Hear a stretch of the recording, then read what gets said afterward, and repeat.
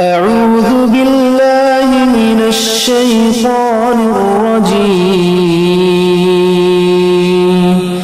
بسم الله الرحمن الرحيم. ومن يطع الله والرسول فأولئك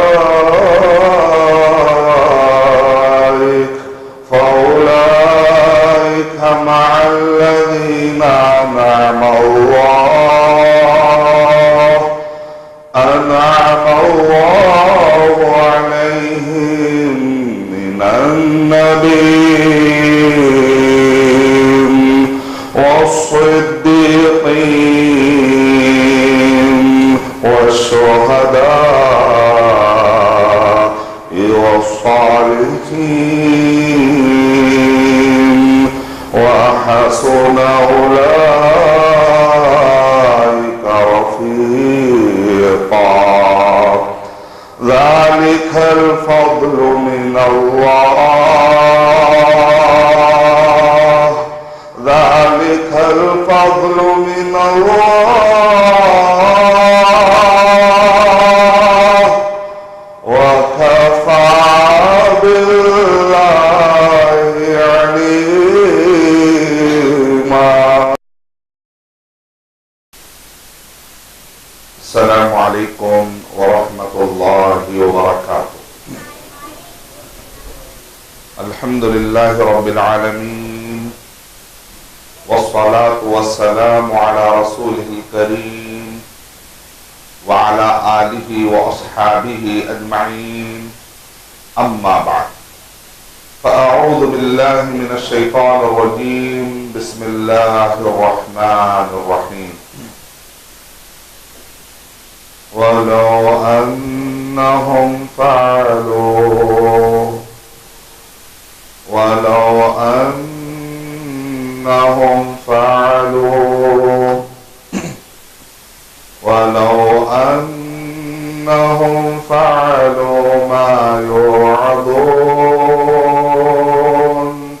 ما يوعظون به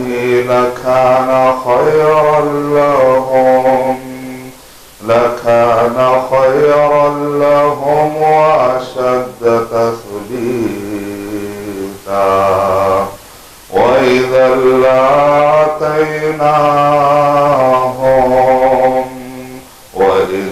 لآتيناهم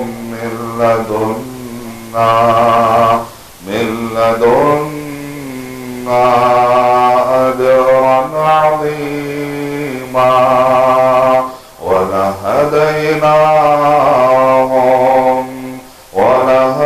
ولهديناهم صراطا مستقيما.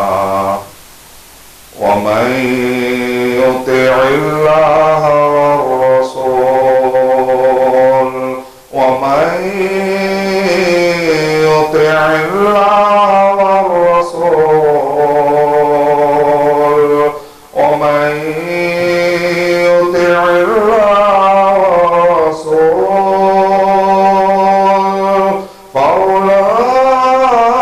فأولئك مع الذين أنعم الله عليهم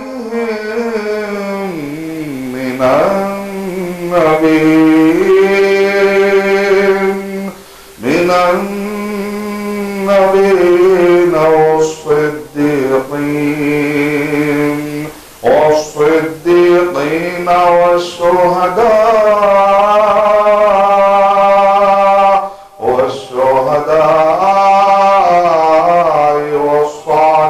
والصالحين وحسن أولئك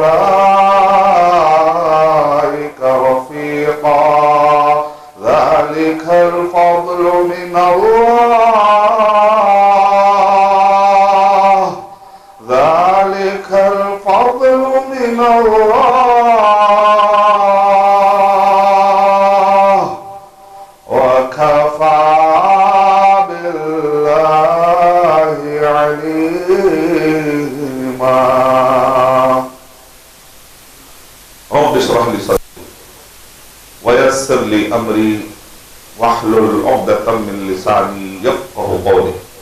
میں سب سے پہلے اللہ سبحانہ و تعالیٰ کا شکر بجا لاتا ہوں، بے پایا درود و سلامتی ہو محمد مصطفیٰ صلی اللہ علیہ وسلم پر، آپ کے صحابہ کرام پر، آپ کے آل بیت پر، قیامت تک آنے والے سارے مسلمین اور مومنین پر۔ میں اللہ تعالیٰ سے دعا کرتا ہوں کہ اللہ سبحانہ و تعالیٰ لیلۃ القدر کی تلاش میں جو مصلی اور جو صائمین اور ہر جگہ پر مسلمان جو محنتیں کر رہے ہیں، اللہ سبحانہ و تعالیٰ ہم کو لیلۃ القدر بہترین تلاش کرتے ہوئے اس کو پانے والا بنا دے۔ اور لیلۃ القدر یہ تقدیر سے نکلا، لیلۃ القدر، القدر کہتے تقدیر۔ اکثر ہمارے دماغ میں غلط فہمی ہے کہ صرف قدر و منزلت والی رات، قدر و منزلت والی رات کافی نہیں ہے ترجمہ، تقدیر والی رات، کیونکہ اس رات میں تقدیر بانٹی جاتی ہے۔ حضرت عبداللہ بن عباس رضی اللہ تعالیٰ عنہ سے پوچھا گیا کہ لیلۃ القدر کیا ہے، تو عبداللہ بن عباس رضی اللہ تعالیٰ عنہ کہتے ہیں کہ کچھ ایسے لوگ ہیں جو نصیب سے محروم ہیں، جن کو نصیبہ نہیں ملا، وہ لوگ سوتے رہتے ہیں، رات میں جگتے نہیں ہیں، سو لیتے ہیں، جبکہ ان کی تقدیر بانٹی جا رہی ہے۔ کاش کہ وہ اٹھتے اور آ کر اللہ کو منا لیتے۔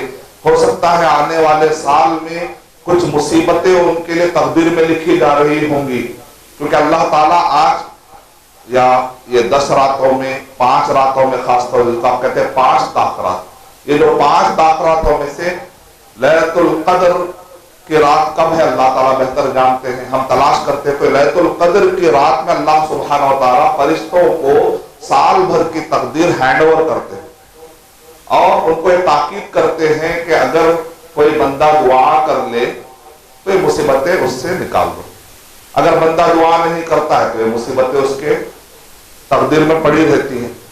اسی لیے سورہ رعد میں بتایا گیا،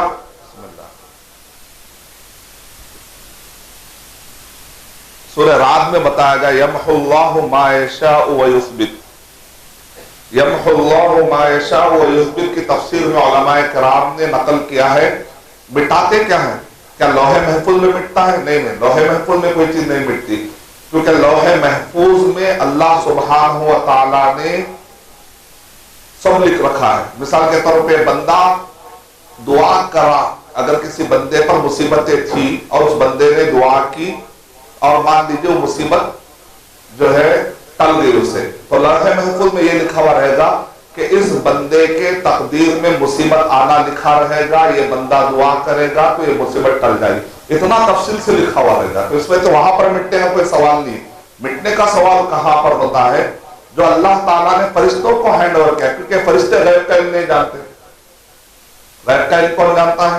اللہ تعالیٰ عالم الغیب۔ یہ فرشتوں کو تو معلوم نہیں، جس وقت پر بندہ جو ہے وہ دعا کر لیتا ہے تو اللہ تعالیٰ کے حکم سے وہ آنے والی مصیبت اسے ٹل جاتی ہے۔ تو ہم یہ راتوں میں جو جاگتے ہیں اس کے پیچھے پرپز ہے، کیا پرپز ہے؟ ہم آنے والے 1 سال کے ایڈوانس بکنگ کرا لے رہے ہیں بیٹھ کر، یہاں ایڈوانس بکنگ کرانے کی بات ہو رہی ہے یہاں پر، کیا ہے اللہ آنے والے سال میں۔ تو ابن عباس رضی اللہ تعالیٰ کہتے ہیں مصیبتیں ہیں جو لکھی گئی ہیں ٹل جائیں گی، کچھ مرض ہوگا جو آنے والے سال میں اس کے مقدر ہونے والا ہے، اگر وہ دعا کرے گا تو مرض اس سے ٹل جائے گا، کچھ قرضہ ہے ہو سکتا ہے کہ وہ قرضے میں پڑ جائے گا، یا یہ کہ عمرہ یا حج کی سعادت نصیب ہو سکتی ہے کہ وہ اللہ تعالیٰ سے دعا کر لے، اللہ تعالیٰ آج کے دن میں دعا کرتا ہوں، ان راتوں میں جا کر وہ دعا کرتا ہے اور یہ دعا کرے اللہ آنے والے سال کی تقدیر میرے حق میں بہتر بنا دیجیے، کچھ مصیبتیں آنی ہے والی ہیں اللہ کو ٹلا دیجیے، قرضے ہونے والے ہیں تو ٹلا دیجیے، اے اللہ اگر کچھ بیماری آنے والی ہے تو اس کو ٹلا دیجیے، اے اللہ عمرہ اور حج اور اچھے اچھے نیکیوں والے کچھ کام ہے تو میرے مقدر بنا دیجیے۔ تو بڑی اہمیت والی بات ہے، اس وجہ سے اس کو کہتے ہیں لیلۃ القدر۔ الحمدللہ آج تلاش کی پہلی رات جاری ہے، خاص طور سے تاخراتوں میں، ویسے آخری کے 10 دنوں میں بڑی فضیلت ہے، اس میں سے بھی خاص طور سے تاخرات ہیں، 21 23 25 27 29۔ الحمدللہ بچپن سے ہم دیکھتے ہیں کہ اہل حدیث مساجد میں اس کا اہتمام ہوتا ہے، اب دیگر مساجد میں بھی آہستہ آہستہ اہتمام ہو رہا ہے، لوگوں کو سمجھ میں آ رہا ہے کہ صرف 27 کافی نہیں ہے میرے بھائی، کہیں ایسا نہ ہو کہ ہم محروم ہو رہے اور صرف اہل حدیث والوں کو مل جائے، ایسا تو نہیں ہو جانا چاہیے۔ تو اس وجہ سے اب دوسرے بھی لوگ جاگ رہے ہیں الحمدللہ. تو یہ اچھی بات ہے کہ آدمی ہٹ درمی میں آئے گا تو اس کا ہی نقصان ہوگا. بہتر ہے کہ وہ سمجھ لے، کیونکہ دین کے اندر کوئی بھی بات میری اور تیری نہیں رہتی کہ میں یہ بولوں کہ ارے میں مان لیا تو میری کہاں عزت جاتی. یہاں مان لینا بھی سعادت ہے، کیونکہ مانے تو مل کیا رہا ہے، صحیح اسلام میں تو مل رہا ہے. اس میں انا کی کوئی بات نہیں، کوئی دنیا داری والی بات تھوڑی ہے، دین والی بات ہے. حدیث بتا دے تو اپنی بات چھوڑ دیتے تھے صحابہ کرام، اور اپنی بات کو پیچھے ڈال کر حدیث کو آگے بڑھتے تھے، بڑھا دیتے تھے، حدیث کو جو پروموٹ کرتے تھے، اپنی باتوں کو پروموٹ نہیں کرتے. تو یہی ہے قرآن اور سنت کی بالادستی قائم کرنے کا مطلب. اللہ تعالیٰ ہمیں قرآن اور سنت کی بالادستی قائم کرنے کی توفیق عطا فرمائے. تو یہ تو ایک مناسبت. دوسرا ہے کہ آپ کیا دعا پڑھیں گے؟ اللہم انکا عفو کریم، ایڈ مت کریے، کیونکہ جب کوئی چیز ایڈ ہوتی ہے تو بدعت جب بھی آتی ہے تو وہ عمل بیکار ہو جاتا ہے، وہ عمل قبول نہیں ہوتا. کوئی بھی چیز ایڈ نہیں کرنا. اللہم انکا عفو تحب العفو فاعف عنی. تو آپ یہ پڑھ سکتے ہیں. اب سوال یہ ہے کہ تاخراتوں میں بیان کرنا جائز ہے یا ناجائز ہے؟ کبھی ایک دماغ میں کہیں نہ کہیں ڈاؤٹ آ جاتا، وہ ڈاؤٹ جب آ جاتا تو پورا بیان تو سنتے لیکن گھورتے رہتے، یہ مولانا کیوں بیان کر رہے ہیں؟ پھر جب جائز نہیں ہے تو پھر یہ مولانا کیوں بیان کر رہے ہیں؟ یہ تو صرف عبادتوں کی رات ہے، یہ تو صرف عبادت. تو ہمارے پاس عبادت کا معنی بڑا محدود ہے. ہم عبادت کہتے ہیں مطلب نماز پڑھنے کو عبادت سمجھتے، اس کے تو صلاح ورڈ ہے. نماز کے لیے کیا ورڈ ہے؟ صلاح. عبادت کا معنی صرف صلاح کیسے ہو جائے گا؟ عبادت کے اندر ذکر بھی آتا ہے، عبادت کے اندر تلاوت بھی آتی ہے. الحمدللہ بیانوں کے سلسلے کا آپ کو تلاوت کا ٹائم بھی ملتا ہے، پھر اس کے بعد قیام اللیل کا بھی ٹائم ملتا ہے. اور ابھی آپ نے تراویح پڑھ ہی لی، مغرب کی نماز آپ نے پڑھی ہے، تو ماشاءاللہ پوری رات آپ کے عبادت میں ہی تو گزر رہی. تو عبادت کی شکلیں الگ ہیں. آپ نے خیرات کر دیا، یہ بھی عبادت ہے. آپ نے انفاق کر دیا، یہ بھی عبادت ہے. آپ نے جو ہے کسی کو اچھی تعلیم دے دی. بیان کا مطلب کیا ہوتا ہے؟ تعلیم دینا. تو علم بانٹنا عبادت ہے یا نہیں؟ نفل عبادت سے بھی افضل ہے. علم کا حاصل کرنا نفل عبادتوں سے بھی افضل ہے. تو اس وجہ سے ابن عباس رضی اللہ تعالیٰ سے پوچھا گیا لیلۃ القدر خیر من الف شہر. اس کا مطلب کیا ہے کہ قدر کی رات لیلۃ القدر خیر من الف شہر. الف مانے ہزار، شہر مانے مہینہ. 1000 مہینوں سے بھی زیادہ بہتر. اب کتنا بہتر ہے؟ اللہ بہتر. 1000 سے بھی بہتر مطلب کتنا بہتر اللہ بہتر جانتا ہے. یعنی کم سے کم اگر آپ اس کو کیلکولیٹ کریں گے تو کتنے 83 ایئرس 4 منتھ. 1000 مہینے، 1000 مہینے یعنی 12 مہینے کا ایک سال اگر آپ لیں، اگر آپ کاؤنٹ کرتے جائیں تو 83 ایئرس، یعنی 83 ایئرس 83 سال میں 83 مرتبہ حج ہوتا ہے. اس سے بھی افضل ہے عبادت. اللہ 83 مرتبہ رمضان مبارک آ کے چل جاتا. 83 مرتبہ کیا کیا کرتا ہے ایک بندہ نہیں معلوم نا. وہ پورے عبادت ایک طرف، لیلۃ القدر کی عبادت اتنی بڑی چیز ہے، اتنا آسانی سے ہم تھوڑے. تو اب یہاں پر عباس رضی اللہ تعالیٰ سے پوچھا گیا کس اعتبار سے اتنی افضل ہے؟ کہا عبادتن، عبادت کرنے کی وجہ سے فضیلت ہے. اس کا مطلب کیا نکلا؟ عبادت. عبادت کے اندر تعلیم حاصل کرنا بھی آتا ہے، تعلیم بانٹنا، علم بانٹنا. جو ہم بیان کر رہے ہیں تو اس کے اندر آپ کو کچھ معلومات ملتے ہیں، میں کچھ معلومات پیش کرنے کی ساتھ حاصل کرتا ہوں. اس طریقے سے دونوں مل کر ایک اجر کماتے ہیں. علم حاصل کرنے کا اجر، علم بانٹنے کا اجر. یہ تو بڑی عبادت ہوئی. ذکر و اذکار عبادت ہے، تلاوت قرآن عبادت ہے، اور اسی طرح نمازیں پڑھنا عبادت ہے. شیخ صالح آل الشیخ مسجد نبوی میں تاخراتوں میں درس دیتے تھے. تو مجھے ہندوستان میں جو ہے کچھ لوگوں نے یہ دماغ میں ڈاؤٹ ڈالا تھا کہ یہ تاخراتوں کے اندر صرف نماز ہی ہونی چاہیے اور علم حاصل کرنا، یہ جو بیان کا سلسلہ ہے یہ سب نہیں کرنا چاہیے. تو میں نے شیخ صالح آل الشیخ جو مسجد نبوی کے بہت بڑے امام ہیں، شیخ البانی رحمۃ اللہ علیہ کا کافی ذکر کرتے تھے، ممبروں پہ ذکر کرتے تھے، اور مدینے کے قاضی ہیں وہ، اور بہت بڑا ان کا عہدہ ہے شیخ صالح آل الشیخ. یعنی مطلب ہے کہ محمد بن عبدالوہاب رحمۃ اللہ علیہ کے نسلوں میں سے بہت بڑے عالم، مدینے کے بہت بڑے عالم.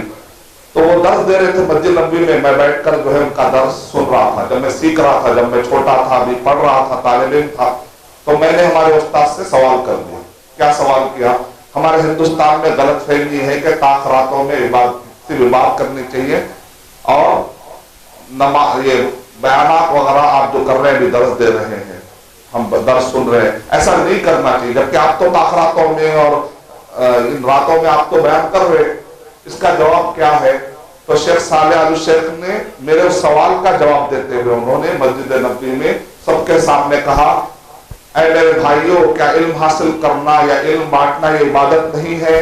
وہاں بیٹھے جتنے تھے مدینہ شریف کے طلباء سب نے کہا ہاں یہ کیا آپ کے علم میں ہے یا نہیں ہے کہ علم حاصل کرنا عبادت ہے یا نہیں ہے؟ تو سب نے کہا وہاں پر ہاں یہ ایک عبادت ہے. تو میں یہاں جو پڑھا رہا ہوں کیا علم بانٹ رہا ہوں کہ نہیں بانٹ رہا ہوں؟ اور آپ کو علم حاصل کرنے کی نیت سے یہاں پر بیٹھے ہوئے، تو کیا یہ عبادت ہوئی یا نہیں ہوئی؟ تو لہذا دماغ میں غلط فہمی نہیں آنی چاہیے کہ اگر اہل حدیث مسجدوں میں بیانوں کا سلسلہ ہوتا ہے تو بعض لوگ کہتے ہیں مسجد اہل حدیث میں بھی تو بدعت ہو رہی ہے. ارے کیا بدعت ہو رہی ہے؟ تو میں بیانوں کا سلسلہ یہ جو چل رہا ہے، اللہ کے نبی صلی اللہ علیہ وسلم کے زمانے میں کہا تھا، اللہ کے نبی صلی اللہ علیہ وسلم تاخ راتوں میں کوئی آ کر سوال کرتے تھے تو کیا اللہ کے نبی صلی اللہ علیہ وسلم اس کا جواب نہیں دیتے تھے؟ نہیں آج صرف نماز پڑھنا، ان کے لیے کوئی ٹائم نہیں ہے. بلکہ یہ جو دعا ہے ہو سکتا ہو رات کے وقت بھی پوچھی گئی ہو، اگر آپ بیک گراؤنڈ جا کے کھنگا لے ممکن ہے. اور ایسے کئی سوالات ہیں، اگر اللہ کے نبی صلی اللہ علیہ وسلم کو تاخ راتوں میں آ کر کوئی اگر سوال کرے تو کیا اللہ کے نبی صلی اللہ علیہ وسلم نہیں سکھاتے؟ نہیں. تو ان کے لیے سب پابندی ہے ہی نہیں. یہ پابندی کہاں سے لا رہے ہیں؟ یہ کہاں سے پابندی آ گئی؟ اور پوچھا گیا کہ اگر ہم کو پتا چل جائے کہ لیلۃ القدر ہے تو ہم کیا دعا پڑھیں؟ تو آپ نے کہا کہ اللہم انک عفو تحب. یہاں پر اللہ کے نبی صلی اللہ علیہ وسلم سکھا رہے ہیں. اگر یہ بات ثابت ہو جائے کہ رات میں ہی سوال ہوا تھا تب تو اور بھی بات آسانی سے حل ہو جائے گی. اور اگر یہ ثابت نہیں ہو کہ یہ واقعہ کچھ اور وقت کا بھی ہے تب بھی کوئی آدمی انکار تو نہیں کر سکتا کہ اللہ کے نبی صلی اللہ علیہ وسلم نے تعلیم کے لیے یہ فرما دیا کہ تاخراتوں میں تعلیم کا سلسلہ نہیں ہونا چاہیے. ایسی کوئی حدیث آپ نے پڑھی؟ اگر پڑھی ہے تو مجھے بتائیے، ہم بھی جو ہے نا نہیں رکھیں گے. تو میں ایسا کسی نے اعتراض نہیں کیا، میں اپنی طرف سے بتا رہا ہوں، تو آپ لوگ کوئی بھی ٹینشن میں بتائیے، شاید مولانا کوئی ستائے ہوں گے، تو ایسی بات نہیں ہے. ہو سکتا کہیں پر کسی کو کوئی غلط فہمی میں آ کر ستا رہے ہوں گے مسجد میں، تو آپ کے پاس علم آئے گا تو آپ ان کو سمجھا سکتے ہیں. اس لیے سے بتا رہا ہوں، ورنہ الحمدللہ مسجد میں سب لوگ الحمدللہ مسئلے کو سمجھے ہوئے ہیں. تو آئیے آگے بڑھتے ہیں. ہمارا سلسلہ تھا صحابہ اور صحابیات کی عظمت.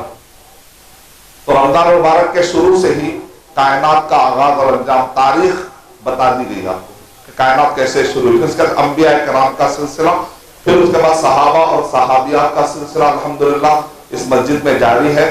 اور انشاءاللہ کل سے لنگر ہاؤس میں انشاءاللہ محدثین کا سلسلہ، یعنی 40 حدیث کی کتابوں کا مختصر تعارف آپ کے سامنے پیش کرنے کی میں سعادت حاصل کروں گا انشاءاللہ.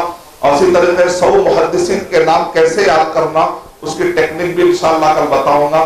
اور کچھ اہم راوی جو مشہور راوی ہیں ان کا بھی تعارف، اور منکرین حدیث سے کیسے ڈیبیٹ کرنا، کیسے مناظرہ کرنا، کیونکہ قرآن مجید وہ سمجھنا چاہتے ہیں آپ، حدیث کے بغیر قرآن مجید کو سمجھنا ناممکن، اور حدیث کے بغیر اسلام کو سمجھنا ناممکن. اگر کوئی آدمی کہے میں قرآن مجید کو سمجھ جاؤں گا حدیث کے بغیر، تو آدمی گمراہی کی طرف جا رہا ہے. تو اس وجہ سے ایک حدیث ورکشاپ کے نام سے انشاءاللہ لنگر ہاؤس میں جماعت اہل حدیث کا مرکز، لنگر ہاؤس میں جو واقع ہے چورستے پر جماعت اہل حدیث کا مرکز ہے، تو وہاں پر کل سے وہ سلسلہ شروع ہوگا. کیونکہ انبیاء کرام اور صحابہ کے قصے جو میں آپ کے سامنے بیان کر رہا ہوں، ان کو جمع کرنے والے اور کارنامہ پیش کرنے والے کون تھے؟ وہ محدثین تھے. تو اس لحاظ سے رمضان مبارک کا میرا مکمل پیکیج امت مسلمہ کے حق میں یہ رہے گا. جو صحابیات کا میں آج ذکر کرنے والا ہوں آپ کے سامنے انشاءاللہ، تو ان صحابیات میں سے اسماء رضی اللہ تعالیٰ، 2 دن پہلے کافی ہم نے 2 دن سے جو ہے اللہ کے نبی صلی اللہ علیہ وسلم کا خانوادہ، اللہ کے نبی صلی اللہ علیہ وسلم کے گھر میں آپ صلی اللہ علیہ وسلم کی پھوپھیوں کا، آپ صلی اللہ علیہ وسلم کی بیٹیوں کا، آپ صلی اللہ علیہ وسلم کے اولاد کا، آپ صلی اللہ علیہ وسلم کے ازواج مطہرات، یعنی کہ گھر کے اندر اور خاندان کے افراد کا میں نے ذکر کیا. آج میں آپ کے سامنے وہ صحابیات جو اللہ کے نبی صلی اللہ علیہ وسلم کے زمانے میں ایمان لائے اور جنہوں نے بڑی قربانیاں پیش کی، بہت سارے صحابیات ہیں. اس میں سے انشاءاللہ چند صحابیات کا میں آج ذکر کروں گا. اس سے پہلے صحابہ کا کچھ میں نے ذکر کیا، खुलाफाए राशिदीन का जिक्र हुआ, अशरे मुबश्शरा का जिक्र हुआ और बहुत सारे सहाबा कराम का। तब सहाबियात में से चंद का मैं जिक्र करूंगा। अस्मा रज़ियल्लाहु ताला अन्हा, सेकंड रुमैसा रज़ियल्लाहु ताला अन्हा, थर्ड खौला बिन्ते सअलबा रज़ियल्लाहु ताला अन्हा, चौथा उम्मे हराम रज़ियल्लाहु ताला अन्हा, पांचवा है उम्मे हानी रज़ियल्लाहु ताला अन्हा, और उसके बाद छठवें है उम्मु दहदा रज़ियल्लाहु ताला अन्हा, और उसके बाद सातवां है खंसा रज़ियल्लाहु ताला अन्हा, आठवां है हिंद बिन्ते उतबा रज़ियल्लाहु ताला अन्हा, नौवां है अशिफा रज़ियल्लाहु ताला अन्हा, उसका 10वां है बरीरा रज़ियल्लाहु ताला अन्हा, और 11वां है उमैमा रज़ियल्लाहु ताला अन्हा और उमामा रज़ियल्लाहु ताला। अस्मा रज़ियल्लाहु ताला अन्हा की बड़ी जबरदस्त खूबियां। कौन है अस्मा रज़ियल्लाहु ताला अन्हा? अबू बकर रज़ियल्लाहु ताला अन्हु की बेटी, और एक बेटी का नाम हजरत आयशा रज़ियल्लाहु ताला अन्हा। तो गोया के अल्लाह के नबी सल्लल्लाहु अलैहि वसल्लम, हमारे पास मुआशरे में कहते हैं कि साली साहिबा यानी बीवी की बहन, हजरत आयशा रज़ियल्लाहु ताला अन्हा कौन है? अल्लाह के नबी सल्लल्लाहु अलैहि वसल्लम की ज़ौजे मोहतरमा, अल्लाह के नबी सल्लल्लाहु अलैहि वसल्लम की बीवी। हम क्या कहते हैं? उम्महातुल मोमिनीन में से, मोमिनों की माओ में से एक माँ, यानी उम्मुल मोमिनीन। उम्महात जमा, सिंगुलर क्या है? उम्मुल। तो हम कहते हैं उम्मुल मोमिनीन आयशा as-सिद्दीक़ा रज़ियल्लाहु ताला अन्हा, ये पुराना। तो उनकी बहन का नाम क्या? अस्मा रज़ियल्लाहु ताला अन्हा। किसकी बीवी थे? हज़रत ज़ुबैर रज़ियल्लाहु ताला, ज़ुबैर रज़ियल्लाहु ताला अन्हु की बीवी। इनके बेटे बड़े मशहूर हुए। बेटे का नाम अब्दुल्लाह बिन ज़ुबैर रज़ियल्लाहु। कौन है जानते हैं अब्दुल्लाह बिन ज़ुबैर रज़ियल्लाहु ताला? जब मुआविया रज़ियल्लाहु ताला अन्हु इस दुनिया से गुजर रहे थे, इंतकाल हो रहा था, तो उस वक्त पर उन्होंने अपने बेटे को खलीफा बना दिया था, याद होगा आपको, यजीद। और उनके जमाने में फिर यजीद जब खलीफा बने तो उस जमाने में आपको मालूम है करबला का वाक़या पेश है। हुसैन रज़ियल्लाहु ताला अन्हु और यजीद, जमाने यजीद के अंदर, तो उस वक्त पर अब्दुल्लाह बिन ज़ुबैर रज़ियल्लाहु ताला, जो अल्लाह के नबी सल्लल्लाहु अलैहि वसल्लम के जमाने बहुत छोटे थे, क्योंकि सबसे पहले पैदा होने वालों में से जो नाम आता है अवाइल में, पहले किसका नाम आता है? अब्दुल्लाह बिन ज़ुबैर। मदीना में अल्लाह के नबी सल्लल्लाहु अलैहि वसल्लम जब हिजरत किए, अल्लाह के नबी सल्लल्लाहु अलैहि वसल्लम जब हिजरत किए, तो आपके साथ साथ दीगर सहाबियात भी, जब बाद में हजरत अस्मा रज़ियल्लाहु ताला अन्हा ने फौरन हिजरत नहीं की। जब अल्लाह के नबी सल्लल्लाहु अलैहि वसल्लम हिजरत कर रहे थे, तो उस वक्त पर अबू बकर रज़ियल्लाहु ताला और अल्लाह के नबी सल्लल्लाहु अलैहि वसल्लम जब हिजरत कर रहे थे, तो उस वक्त पर तोशा बांधने के लिए कुछ नहीं मिल रहा था, तो अस्मा रज़ियल्लाहु ताला अन्हा ने अपना कपड़ा फाड़ दिया था, यानी जो जिस्म पे कपड़ा पहनते वही फाड़ दी, निताक फाड़ कर उसको डोरियां बना दी, बनाकर वे तोशा बांध दिए। तो एक आदमी कितनी कुर्बानी दे रहा है, एक खातून कितनी कुर्बानी दे रही है कि आप एक अपना पसंदीदा कपड़ा अल्लाह के नबी सल्लल्लाहु अलैहि वसल्लम के लिए सब कुर्बान। क्या साहबियत, कितना चाहते थे मोहम्मद सल्लल्लाहु अलैहि वसल्लम, उनके मोहब्बत का पंदार नहीं लगा सकते। अल्लाह के नबी सल्लल्लाहु अलैहि वसल्लम ने कहा, इस मुश्किल वक्त पर साथ देने वाली ये खातून, अल्लाह ताला ने इस डोरियों के बदले में तुम्हारे लिए जन्नत में डोरियां उठा कर रखी। खुशखबरी, यानी कुर्बानियों के बाद खुशखबरी मिलती है। हम लोग बगैर मेहनत के बैठ के दुआ करते, ताखरात में साल भर गुनाह करते, ऐ अल्लाह सहाबा के साथ बिठा दे, अरे इतना आसानी से, बगैर कुर्बानी, एक दुआ में मसला हल। ताखरात में बैठ के दुआ कर लेते, फिर साल भर ना नमाज, ना नफिल रोजे, ना कुरान मजीद की तिलावत, ना चैरिटी, ना सदका, ना इस्लाम के लिए कुर्बानी। अभी तो वो तो बात की बात है, इस्लाम के लिए कुर्बानियां देना, टाइम देना, जाके वॉलंटरली करना, ये तो खैर अलग बात है। अगर आप कहीं प्रोग्राम हो रहा है और पार्किंग में भी अगर आपको कह दे अमीर या प्रोग्राम का अमीर कह दे आपको पार्किंग संभालना है, तो भी आप बुरा नहीं समझना, अरे क्या पार्किंग में डाले, में कुछ स्टेज पे रखना था।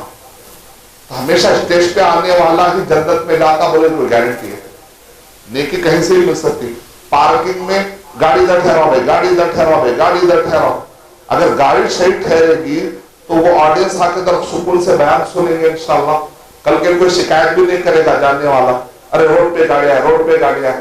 تو وہ انتظام کرنے کے لیے اللہ خوش ہو کر کے آپ کو جنت پارکنگ سے دے دے. تو کوئی آدمی جا کے ہینڈل چپکا رہا، اس کا ہاتھ پورا گم سے لائی سے گندا تھا، رات میں آ کے جو ہے نا وہ پوچھ رہا ہے، کالا ہو گیا.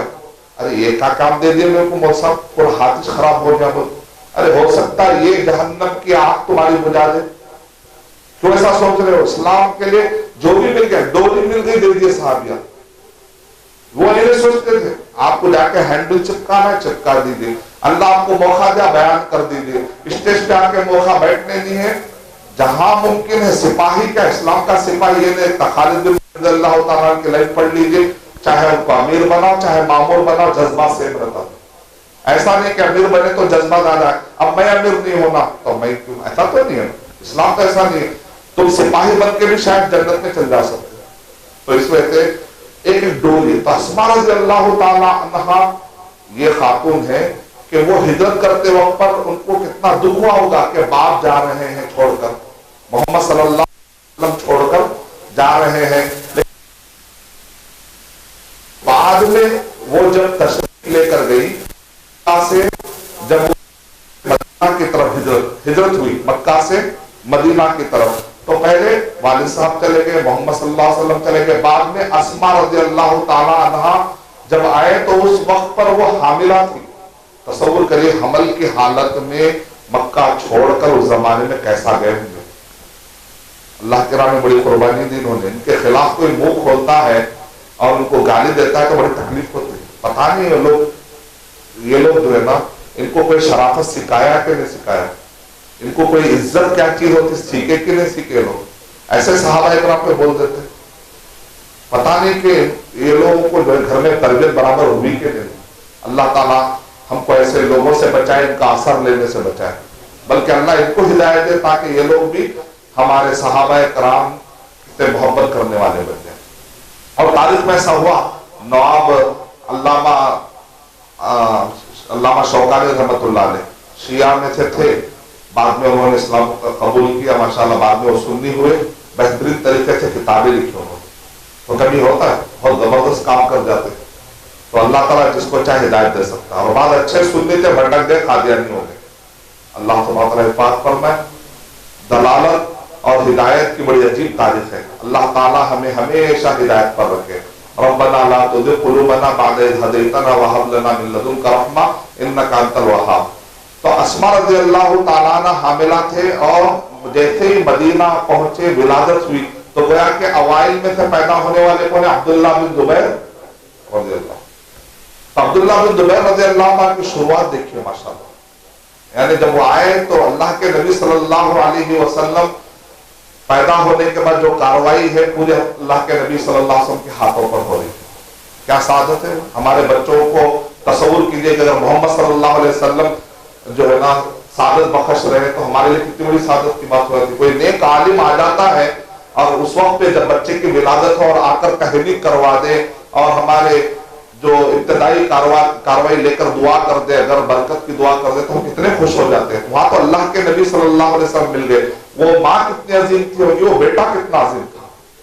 تو عبداللہ بن زبیر رضی اللہ تعالی عنہ اللہ کے نبی صلی اللہ علیہ وسلم کی وفات کے اوپر 10 سال کے رہے ہوں گے، کیونکہ پہلے سال اگر یہ ہے تو ممکن ہے 10 سال یا 9 سال، جیسے سے وہ ہجرت کے حساب سے آپ ڈیٹ دیکھ سکتے ہیں. تو عبداللہ بن زبیر رضی اللہ تعالیٰ نے اپنے زمانے میں ڈیسیشن لیا، اور اس ڈیسیشن کے ساتھ ٹھہری رہی اسماء رضی اللہ تعالیٰ. انہوں نے ڈیسیشن لیا کہ یہ ظلم ہو رہا ہے، تو لہذا انہوں نے کیا کیا، نہیں یزید کی جب بیعت ہو رہی تھی تو اس وقت پر کچھ لوگوں نے بیعت نہیں کی، تو پھر یہ سلسلہ بنو امیہ کا چلتا. تو مکے کے اندر عبداللہ بن زبیر رضی اللہ تعالیٰ نے اعلان کیا جب یہ جوانی میں آ چکے تھے، یعنی ہجرت کے تقریباً کب کا واقعہ ہے، 60 سال میں اگر ولایت یزید اور 4 سال پھر یزید کی خلافت، تو تقریباً 64، یعنی کہ کتنا سال ہو گیا کہ اگر آپ ہجرت کے بعد سے دیکھیں تو 54 ایئرس، اور اگر آپ یہ پورے 10 سال ملا لیں گے تو 64 ایئرس، یعنی اچھی خاصی بڑی عمر کے ہو گئے تھے عبداللہ بن زبیر رضی اللہ تعالیٰ. تو وہ ڈیسیشن لیتے ہیں کہ نہیں یہ ظلم کو ختم کرنے کے لیے یہ ہے کہ بنو امیہ کے یہ ظلم کو ختم کرنے کا طریقہ یہ ہے کہ مکے کے اندر ان کی خلافت نہیں چلے گی، میری خلافت چلے گی۔ اب انہوں نے ڈیسیشن لیا، اب جو مناسب سمجھے، قیامت میں سب فیصلے ہونے والے ہیں کہ کس کا فیصلہ کیا تھا کیا نہیں، ہم وہ فیصلوں میں جا کے چھوٹی منہ بڑی بات نہ کریں، ہم کہیں گے یہ معاملے اللہ کے حوالے، کیونکہ بڑے لوگوں کے مسئلے حل کرنے کے لیے ہم کون ہوتے چھوٹے زیادہ بات کریں، بہتر ہے کہ معاملے سب اللہ کے حوالے کر دیں۔ تو اس وقت پر عبداللہ بن زبیر رضی اللہ تعالیٰ نے کہا مکے کے اندر بنو امیہ کی خلافت نہیں، میری خلافت، عبداللہ بن زبیر رضی اللہ تعالیٰ۔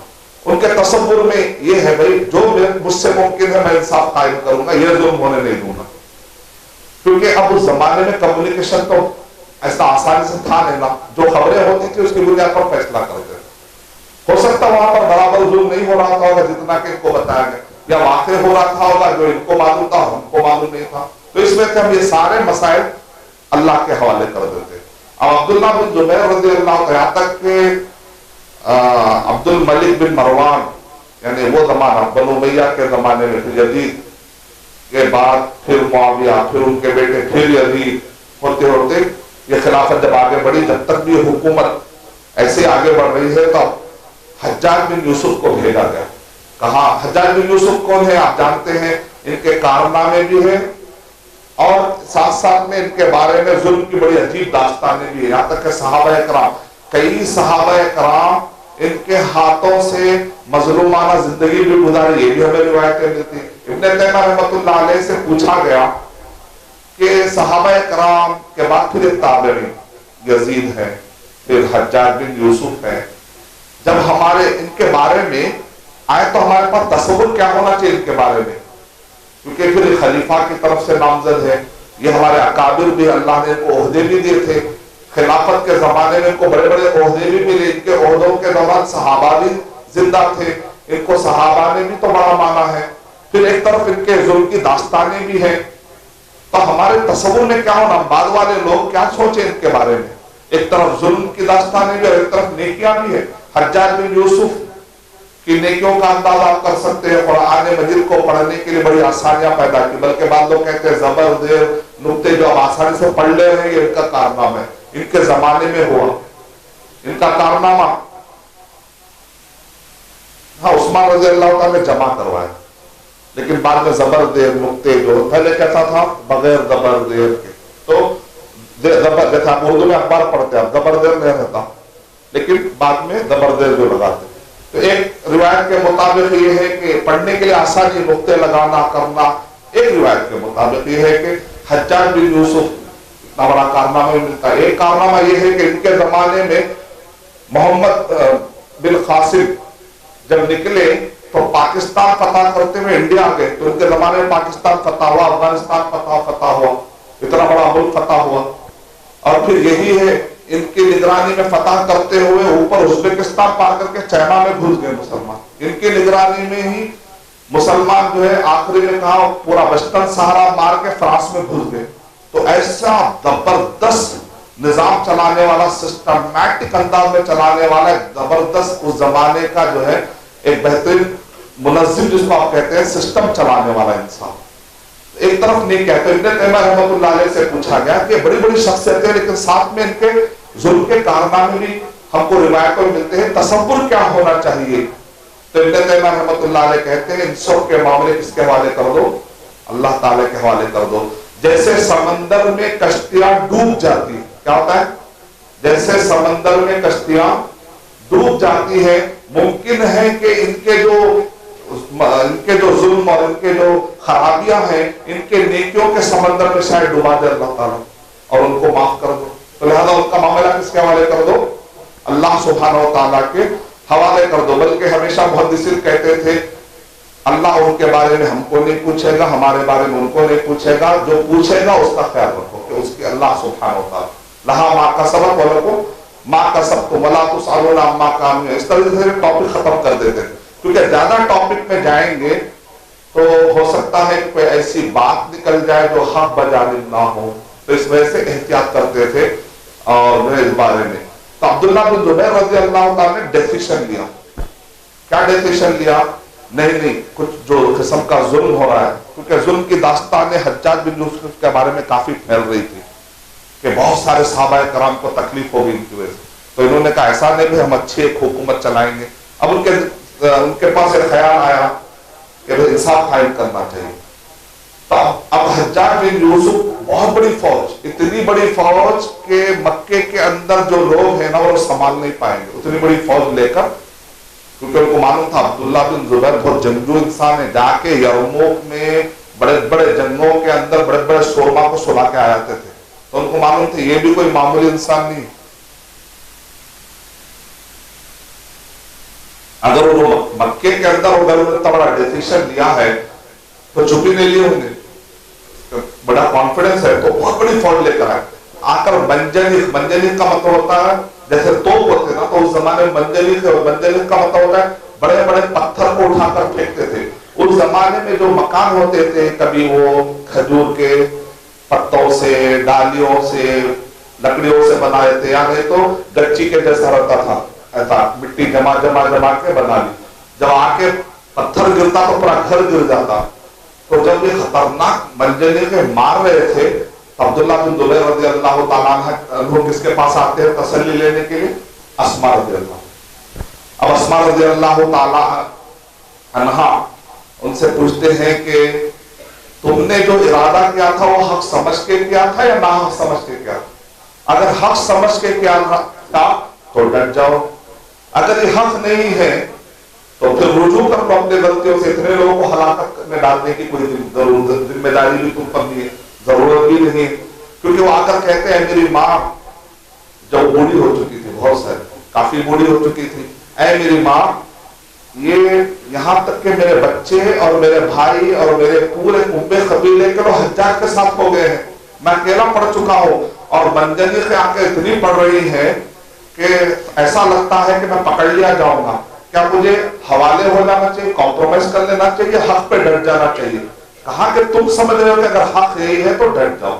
اب انہوں نے ڈیسیشن لیا جو بھی ان کو اللہ نے علم دیا تھا، کیونکہ اس زمانے میں جتنی بھی ان کو انفارمیشن ملی تھی وہ سمجھ رہے تھے کہ حق یہ کہ ڈٹنا ورنہ ظلم ختم ہونے والا نہیں ہے۔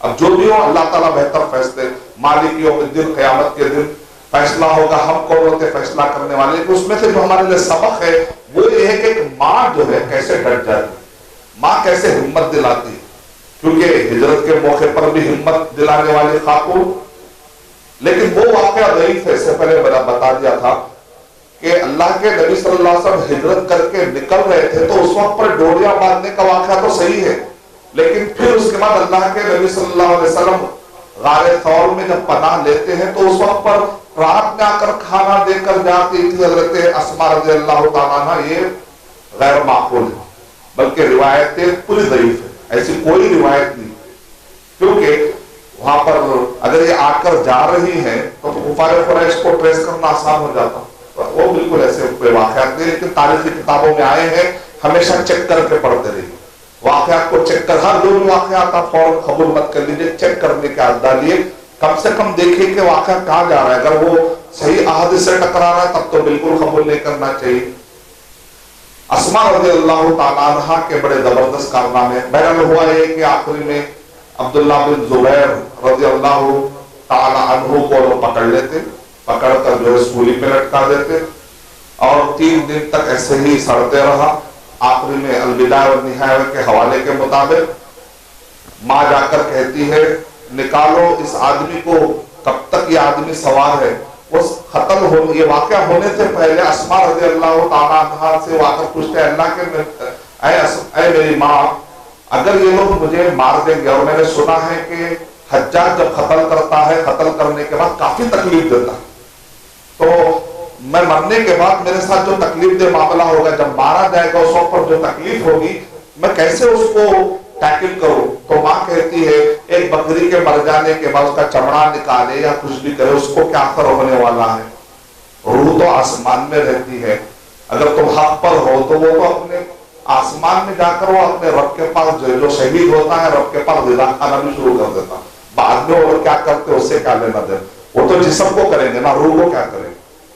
یہ ان کا انداز تھا سوچنے کا، روایتوں میں جو آتا ہے، بلکہ وہ الوداع والنہا کے الفاظ میں یہ ہے کہ اس پر کوئی جرح تو مجھے ملی نہیں، کہ کہتے ہیں کہ کب تک اس آدمی کو، یعنی اپنے بیٹے کے بارے میں کہہ رہے ہیں، کب تک ایسے لٹکا کر رکھو گے، نکال دو.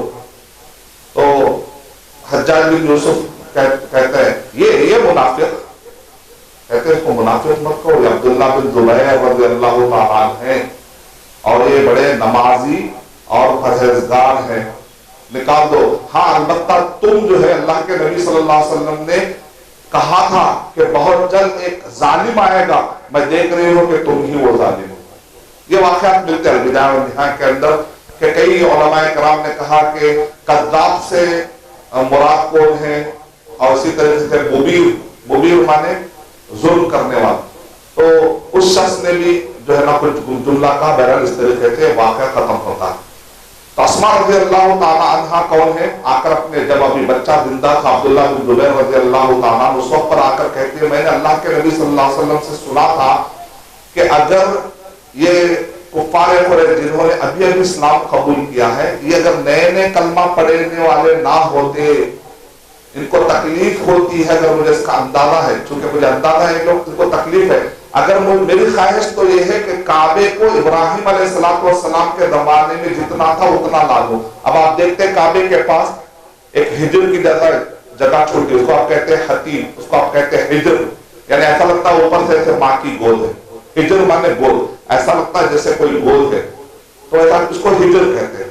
یہ جو چھوٹا ہوا ہے، اللہ کے نبی صلی اللہ علیہ وسلم کی خواہش تھی کہ چھوٹا ہوا حصہ اصل میں کعبے کا حصہ ہے. پیسے کم ہونے کی وجہ سے، اسباب کم ہونے کی وجہ سے کم بنا دیا گیا تھا. کہا کہ میری تو خواہش ہے کہ واپس کعبے کو اتنا کر دیا جائے اور دروازہ جو اوپر ہے اس کو نیچے کر دیا جائے، اور تاکہ لوگ اس میں سے آئیں اور جائیں، عام لوگ بھی اس میں آئیں اور جائیں. تو اسماء رضی اللہ تعالیٰ عنہا نے اپنے بیٹے سے جب یہ کہا تو عبداللہ بن زبیر رضی اللہ تعالیٰ کہتے آج حکومت مکے کی تو میرے ہاتھ میں ہے. تو انہوں نے انتقال سے پہلے ایک کارنامہ یہ کیا، ان کی شہادت سے پہلے ایک کارنامہ یہ کیا کہ کعبے کو بڑا بنا دیا اور اس کو بالکل نیچے زمین تک لا کر دروازے کو عام کر دیا. ابھی دروازہ اونچا ہے، دروازہ نیچے کر. حجاج بن یوسف نے کہا اگر یہ ایسے ہی رہے گا تو عبداللہ بن زبیر کا نام آنے والے زمانے تک رہے گا. نہیں پھر واپس کعبہ کو جو ہے نا جیسا تھا ویسے کر دے، پھر توڑ کے واپس کر. اتنا جو غصہ تھا حجاج بن یوسف کو، حجاج بن یوسف کو غصہ تھا، یعنی تو یہ ان کے دماغ میں بات آئی تھی کہ کیوں ان کا کارنامہ اتنا لمبا ہے، یا کیوں ان کا نام یا ان کی نشانی اتنی باقی رہے. جو بھی تھا ہوگا اللہ بہتر جانتا. قیامت میں کئی ایسے فیصلے جو آج ہم نہیں کر سکتے، آج کے بعد آ کر صرف روایتیں پڑھ کر ہم کہیں گے، سارے وہ باتیں جو ہوتی ہے صحابہ اور تابعین میں سب اللہ کے حوالے. تو اب یہاں پر ہوا امام مالک رحمۃ اللہ علیہ کے زمانے میں ان کے خلیفہ نے کہا کیا ارادہ ہے، واپس وہی کر دوں کیا جو عبداللہ بن زبیر رضی اللہ تعالیٰ کے زمانے میں تھا. تو انہوں نے کہا پھر آپ جائیں گے، پھر کوئی آئے گا آ کے بولے گا نہیں اللہ کے نبی صلی اللہ علیہ وسلم کے زمانے میں ایسا نہیں تھا، تو پھر کھلواڑ ہوگا، چھوڑ دو. تو آج تک باقی ہے ابھی تک. شیخ البانی رحمۃ اللہ علیہ پھر انتقال سے پہلے وصیت کر رہے کاش کے سعودی گورنمنٹ پھر واپس اللہ کے نبی صلی اللہ علیہ وسلم کی اس خواہش کو پورا کر دے کہ حتیم کو اندر لے لے، دروازے کو زمین تک لگا دے، اور دروازے اتنے ہو کہ لوگ عام آدمی بھی آئے اور جائے. کئی لوگوں کی خواہش ہوتی ہے کعبہ کیسے اندر دیکھنے کی، تو خواہش بھی پوری ہو جائے گی آنا جانا. تو بہرحال شیخ البانی رحمۃ اللہ علیہ نے نصیحت کر دی. اس کا مطلب یہ سلسلہ جاری ہو سکتا ہے کہ فیوچر میں کسی کے نصیب میں یہ کام آ جائے، اللہ کے نبی صلی اللہ علیہ وسلم کی خواہش پوری کرنے والا کوئی آ جائے انشاءاللہ. ممکن ہے، اللہ تعالیٰ بہتر جانتا ہے، ہم اس اور تفصیل میں نہیں جائیں گے. دوسرا حضرت رمیسہ رضی اللہ تعالیٰ عنہ بڑی زبردست خاتون، یہ جنگوں میں شریک ہوتی تھی اور ایک خنجر بھی رکھ لیتی تھی. ارے یہ کیا ہے ماں؟ تو پوچھتے یہ کیا ہے ماں؟ اگر قریب آئے کوئی دشمن تو اپنا ڈیفنس کرنا میں جانتی ہوں. جنگوں کے اندر بھی ڈیفنس کرنے کے، جنگوں کے دوران اللہ کے نبی صلی اللہ علیہ وسلم کے ساتھ کہتے بہترین نرس جیسے بولتے ہیں پٹی لگانا، 24 قسم کے کام کیا کرتی تھی. اور تفسیر جلالین کے حاشیے میں ایک عالم صاحب نے بڑی محنت سے جمع کیا کہ اللہ کے نبی صلی اللہ علیہ وسلم کے زمانے میں خواتین 24 قسم کے کام کرتے تھے. یعنی اگر کوئی زخمی ہو گیا تو اس کو پانی پلانا ہے، اگر زخمی ہوا تو کیا کرتے تھے؟ حصیر جلاتے. हंसी जला के जहां से खून निकल रहा था लगा दिए तो खून रुक जाता, तो उसकी वजह से आदमी की जान बच जाती। तो उस जमाने में ऐसा था, तो हल्दी है, मरहम पट्टी है, बहुत सारे तरीके हैं खून रुकाने के, लेकिन उस जमाने में बड़ा तकलीफदेह तरीका था। तो ये सहाबिया क्या करते थे, अगर कोई जख्मी तड़प रहा है उसको औरतें खींच कर ले जाती, फिर उनको ताजा दम करते, पट्टी बनते। तो जंगों के अंदर या गैर महरी को भी अगर हाथ लग जाता है तो माफ है, क्योंकि इमाम बुखारी रहमतुल्लाह अलैह ने इसलिए बाप बांधा कि तिब के लिए इलाज करने के दौरान बाज़ औक़ात अगर एक आदमी देखता है कि एक खातून से इलाज करवाना पड़ रहा है, या खातून देख रही है कि मर्द से इलाज करवाना पड़ रहा है और कोई दूसरा ऑल्टरनेट नहीं है, तो जायज है ना जायज है? जायज है, मजबूरी में।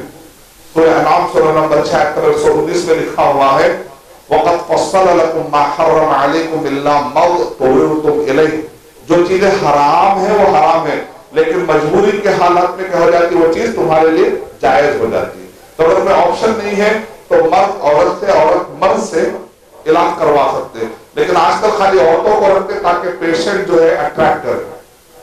भाई जब से औरत को रखा हो माशाल्लाह पेशेंट बढ़ गए, वो औरत को देख के पेशेंट हो जाना चाहिए, वो नहीं ऑल्टरनेट राह जब ले जाना है।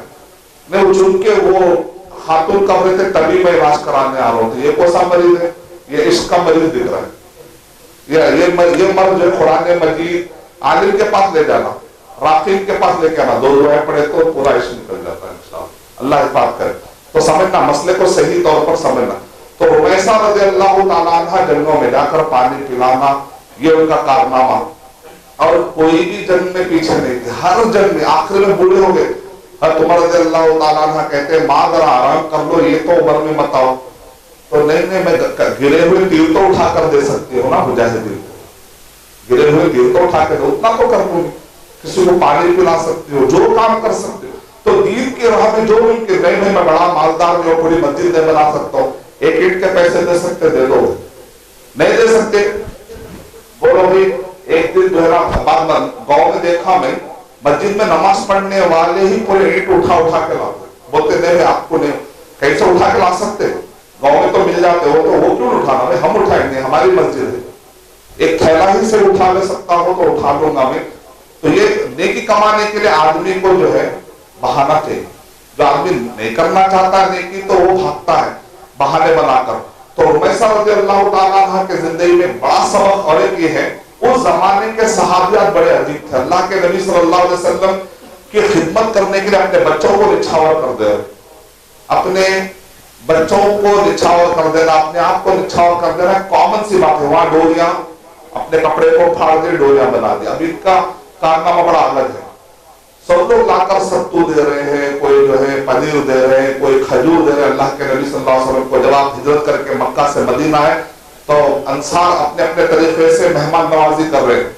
रुमैसा रज़ियल्लाहु ताला अन्हा, इनका और एक नाम क्या है, उम्मे सुलैम, इनका नाम रुमैसा भी है, इनका नाम रुमैला भी है, इनका नाम रमला भी है, अलग अलग नाम बताए गए।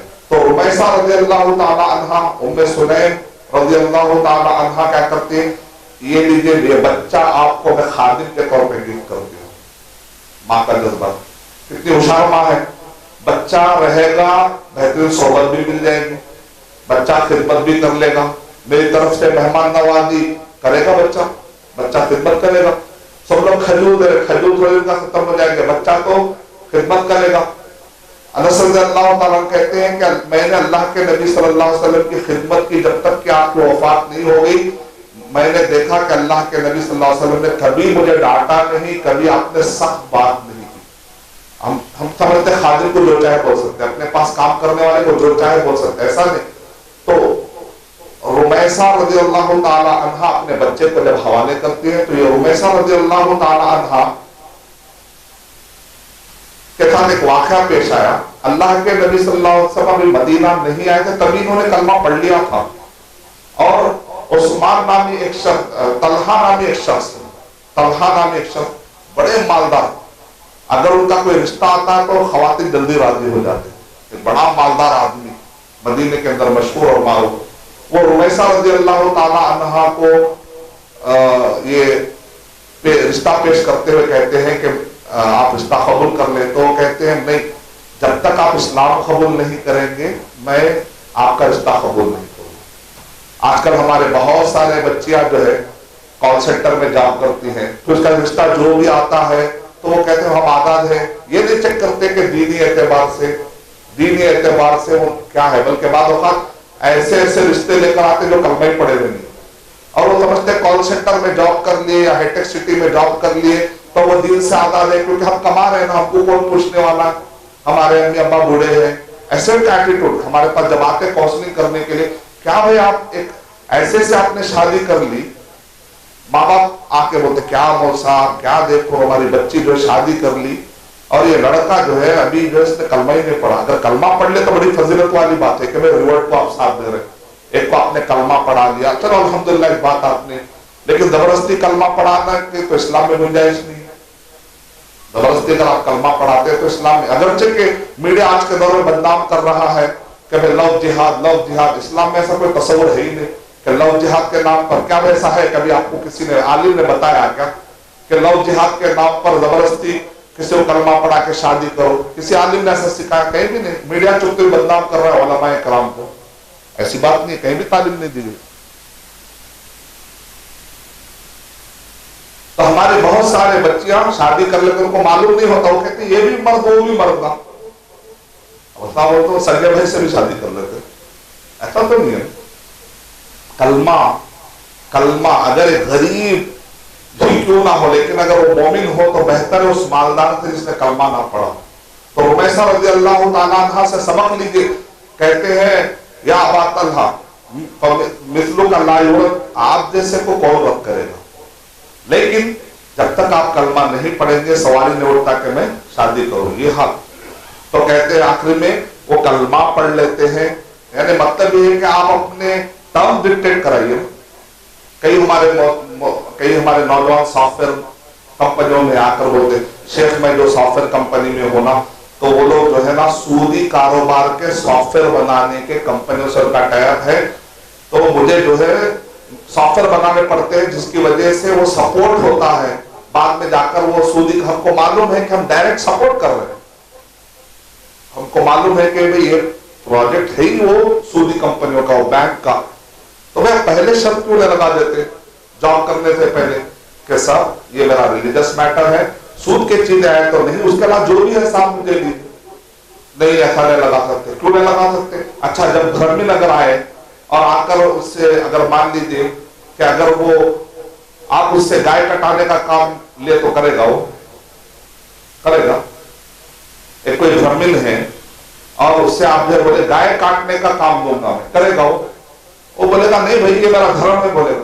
تو سود کو بھی آپ اتنا بڑا کیوں نہیں سمجھ رہے تھا؟ کمپرومائز موسا فتوا دیتے ہوں گے، بیچارے موسا لوگ جائے پریشان کرتے اور آدھا سارا مسئلہ بتا بولتے وہ ایسا کچھ بھی نہیں ہے، میں تو ایک اچھی کمپنی میں ہوں، میں تو ایک ٹاٹا میں ہوں، اس کے اندر اصل مسئلہ بتاتے بیچارے ہاں بولتے، وہ عالم صاحب ہاں بولے، وہ عالم صاحب بدنام ہوتے درمیان۔ ارے بھائی آپ کو ڈائریکٹ جہنم میں جانا ہے تو جائیے، بیچارے عالم صاحب کے کندھے پہ پیر رکھ کے ہی ڈائیو کیوں مار رہے ہیں آپ جہنم میں، اور جاتے جاتے وہ عالم صاحب کو بھی کیوں لے جانا چاہ رہے ہیں آپ الٹا سیدھا مسئلہ بتا کے؟ جہنم میں اکیلے رہنا نہیں بھائی، عالم بھی رہے تو اچھا رہتا، تھوڑے مسئلے جو نہیں پوچھے وہاں پوچھ لیں گے، کیا مسئلہ؟ بیچارے عالم صاحب کو بھی الٹا سیدھا بتا رہے، سیدھا سیدھا بتاؤ مسئلہ، الٹ پلٹ کے نہیں۔ اب دیکھیے یہ جو گروی کے مسئلوں میں تو الٹ پلٹ کر کے بتاتے لوگ، لیز کے مسئلے میں تو بہت الٹ پلٹ کر کے بتاتے، صحیح مسئلہ بتائیے صحیح جواب ملے گا انشاءاللہ۔ تو رمیسہ رضی اللہ تعالیٰ عنہ کیسے دین کا نام آئے تو کہہ رہے نہیں جب تک آپ کلمہ نہیں ڈکٹیٹ کروا رہے نہیں بھائی، یہ لکم دینکم ولی دین، دین کا معاملہ آ جائے نو کمپرومائز۔ تو آپ جاب کے معاملے میں کیوں کمپرومائز کر لیتے؟ شادی کے معاملے میں کمپرومائز، شرک ہو رہا ہے، بدعت ہو رہا ہے، دیکھتے نہیں ماں باپ آج کل، شادی ہو گئی تو بس ہے، بچی اڑ گئی تو بس ہے، ارے اڑ بھی گئی تو بچی جہنم میں جا رہی ہے، بدعت کر کے شرک کر کے، کئی ایسے بچیاں بعد میں آ کر شرک کر رہی، بدعت کر رہی، اس کا ذمہ دار کون؟ یہ تو سوچنا پڑے گا نا، میری بچی کو میں شادی نہیں ہوئی تھوڑے دن ہونے دو بہتر ہے، لیکن کسی بدعت اور شرک کی طرف میں حوالے نہیں کروں، اللہ اس کا انتظام کرے گا انشاءاللہ، توکل رہے تو اللہ بھی حل کرے گا انشاءاللہ۔ رمیسہ رضی اللہ تعالیٰ عنہ، رمیسہ رضی اللہ تعالیٰ عنہ اپنے شادی ہو جاتی، شادی ہونے کے بعد یہ بہترین اپنے شوہر کی خدمت کرنے والی، ایک مرتبہ کا واقعہ یہ ہے کہ بچے کا انتقال ہو گیا، اب شوہر کو معلوم ہی نہیں، شوہر رات میں تھک کر آتے ہیں، بیوی نہیں بتائی، اور جو بھی تعلقات ہوتے ہیں تعلقات وہ سارے حقوق ادا کر دیے. جب وہ نماز کے لیے فجر میں جانے کی کوشش کرتے ہیں تب کہتے ہیں ارے بچہ کیسا ہے, بچے کی طبیعت بڑی خراب تھی نا. تو عبیسہ رضی اللہ تعالیٰ عنہ کہتے ہیں بچہ بہت ہی آرام میں, یعنی انتقال ہو چکا ہے, پورے آرام میں سو رہا. وہ سمجھ نہیں پاتے, لیکن بعد میں جب ان کو پتا چلتا کہ دراصل بچے کا انتقال ہو چکا ہے تو ان کو ایسا لگا کہ اتنی رات گزر گئی اور ان کو پتا تک نہیں ہے. تو ان کو ایسا لگا جیسا کہ بچے کا انتقال اور میری بیوی نے بتایا کیوں نہیں. تو یہاں پر جو ہے جب اللہ کے نبی صلی اللہ علیہ وسلم کو جا کر وہ پوچھتے ہیں کہ ایسا ایسا میری بیوی نے معاملہ کیا. یعنی اسلام میں یہ ہے کہ بچہ مر گیا تو اتنا واویلا, آج بھی عرب میں جو ہے آنسو بہتے ہیں لیکن واویلا مچانے کا سسٹم نہیں. جیسے حیدرآباد میں یا بر صغیر کے اندر آپ دیکھتے کوئی گھر میں مر گئے تو ایسا چیختے, پورے بالا جو ہے نا کھول کے کپڑے پورا ایسا مار کے چیخا مار, ایسا لگتا ہے کوئی پروفیشنل کہیں سیکھ کے ہے. جائز ہے ایسا. اللہ کے نبی صلی اللہ علیہ وسلم نے کہا میرے امت میں ایسے لوگ آئیں گے جو سینہ پیٹیں گے اور بال کھول کھول کے چیخیں گے. نوحہ خانی اس کو کہتے ہیں, نوحہ خانی. یہاں حیدرآباد میں جو ٹیم ہے سنا میں, پیسے دیے تو گھر پا کے پورے رو کے جاتے 40 دن. تب وہ محرم کے دنوں میں یہ کیا ہے تو کیا ہے, سافٹ ویئر کمپنی ہے, رونے کی سافٹ ویئر کمپنی ڈالو, آپ ایک نئی سیڑھی نکالو, ایسا بٹن ڈالتے پورے رونا شروع کرو, پورے ان کے پیچھے رو, پورے آتے ہیں فرشتے اللہ تعالیٰ کے. اللہ پر یہ کیا دین ہے, کیا مذاق ہے. دین کو کیا بنا دیا ہم نے. غیر مسلم دیکھا تو بولے گا نہیں ہونا میں وہ دین, خالی رو رہے لوگ. سب پوری دنیا میں لوگ بول رہے ہیں ہیپی ڈے ہیپی ڈے, یہاں تو رونا ڈے پورا بنا. کیا بنا اسلام کو ایک ہی بنا دیا. پورے نان مسلم آج کل بول رہے خوش کیسا رہنا, خوش کیسا رہنا. یہ پورے کورسز چل رہے دنیا میں. یہاں رونا کیسا, رونے کا کیسا, ہماری ٹیم میں آ جاؤ, رونے کے طریقہ سکھاتے ہیں. الٹا تو اسلام کو بدنام کر رہے ہیں. اللہ حفاظت کرو. ہاں آنسو آ سکتے ہیں, غم ہو سکتا ہے, تھوڑا دکھ ہو سکتا ہے, حد سے زیادہ چیخ مارنا اور پورے بال کھول دینا, زد کو بھی کرنا, یہ سب چیزوں سے بچنا چاہیے. اللہ تعالیٰ حفاظت کرنا. تو عبیسہ رضی اللہ تعالیٰ عنہ کا جو ہے بچے کا انتقال ہو رہا ہے, لیکن کیا صبر ہے. دیکھیے حقوق پورے ادا کر رہے ہیں. سیکھنا ہے, یہ صحابیات سے ہم کو سیکھنا ہے. کیا چیز سیکھنا ہے, یہ چیزیں سیکھنا ہے. اللہ کے نبی صلی اللہ علیہ وسلم نے کہا اتنے صبر کے ساتھ خاتون نے پوری رات گزاری اور حقوق ادا کیے. وہ آ کر شوہر شکایت کر رہا اور اللہ کے نبی صلی اللہ علیہ وسلم کیا کرے, یہ خاتون نے اتنا پوری رات صبر کر کے حق ادا کیا تمہارا. تو اللہ کے نبی صلی اللہ علیہ وسلم نے برکت کی دعا کی. اس کہتے ہیں کہ اللہ کے نبی صلی اللہ علیہ وسلم کی دعا ایسے لگی کہ اس کے بعد عبیسہ رضی اللہ تعالیٰ کو جو ولادت, جو بچہ نصیب ہوا اور جو بھی اللہ تعالیٰ نے ان کو ولادت نصیب فرمائی, اس نسل سے 9 ایسے بچے نکلے, 9 کے 9 حافظ, 9 کے 9 علم والے اور 9 کے 9 شہید. یہ اللہ کے نبی صلی اللہ علیہ وسلم کی دعا. تو اس کو کہتے ہیں شوہر بیوی کا رشتہ. اس کو کہتے ہیں شوہر بیوی ایک دوسرے کو کس طریقے سے حقوق ادا کرتے ہیں. تو یہ ہے عبیسہ رضی اللہ تعالیٰ. تو اللہ کے نبی صلی اللہ علیہ وسلم کے زمانے میں ان کو اس بات کی فکر ہوتی تھی کہ بچہ مر رہا ہے, شوہر مر رہا ہے, باپ مر رہا ہے. پہلے پوچھتے تھے اللہ کے نبی صلی اللہ علیہ وسلم کیسے. ایک واقعہ ہے نا, اللہ کے نبی صلی اللہ علیہ وسلم کے بارے میں مشہور ہو گیا مدینے میں کہ اللہ کے نبی صلی اللہ علیہ وسلم کا انتقال ہو گیا. تو انصار میں سے ایک عورت دوڑتے ہوئے آئی.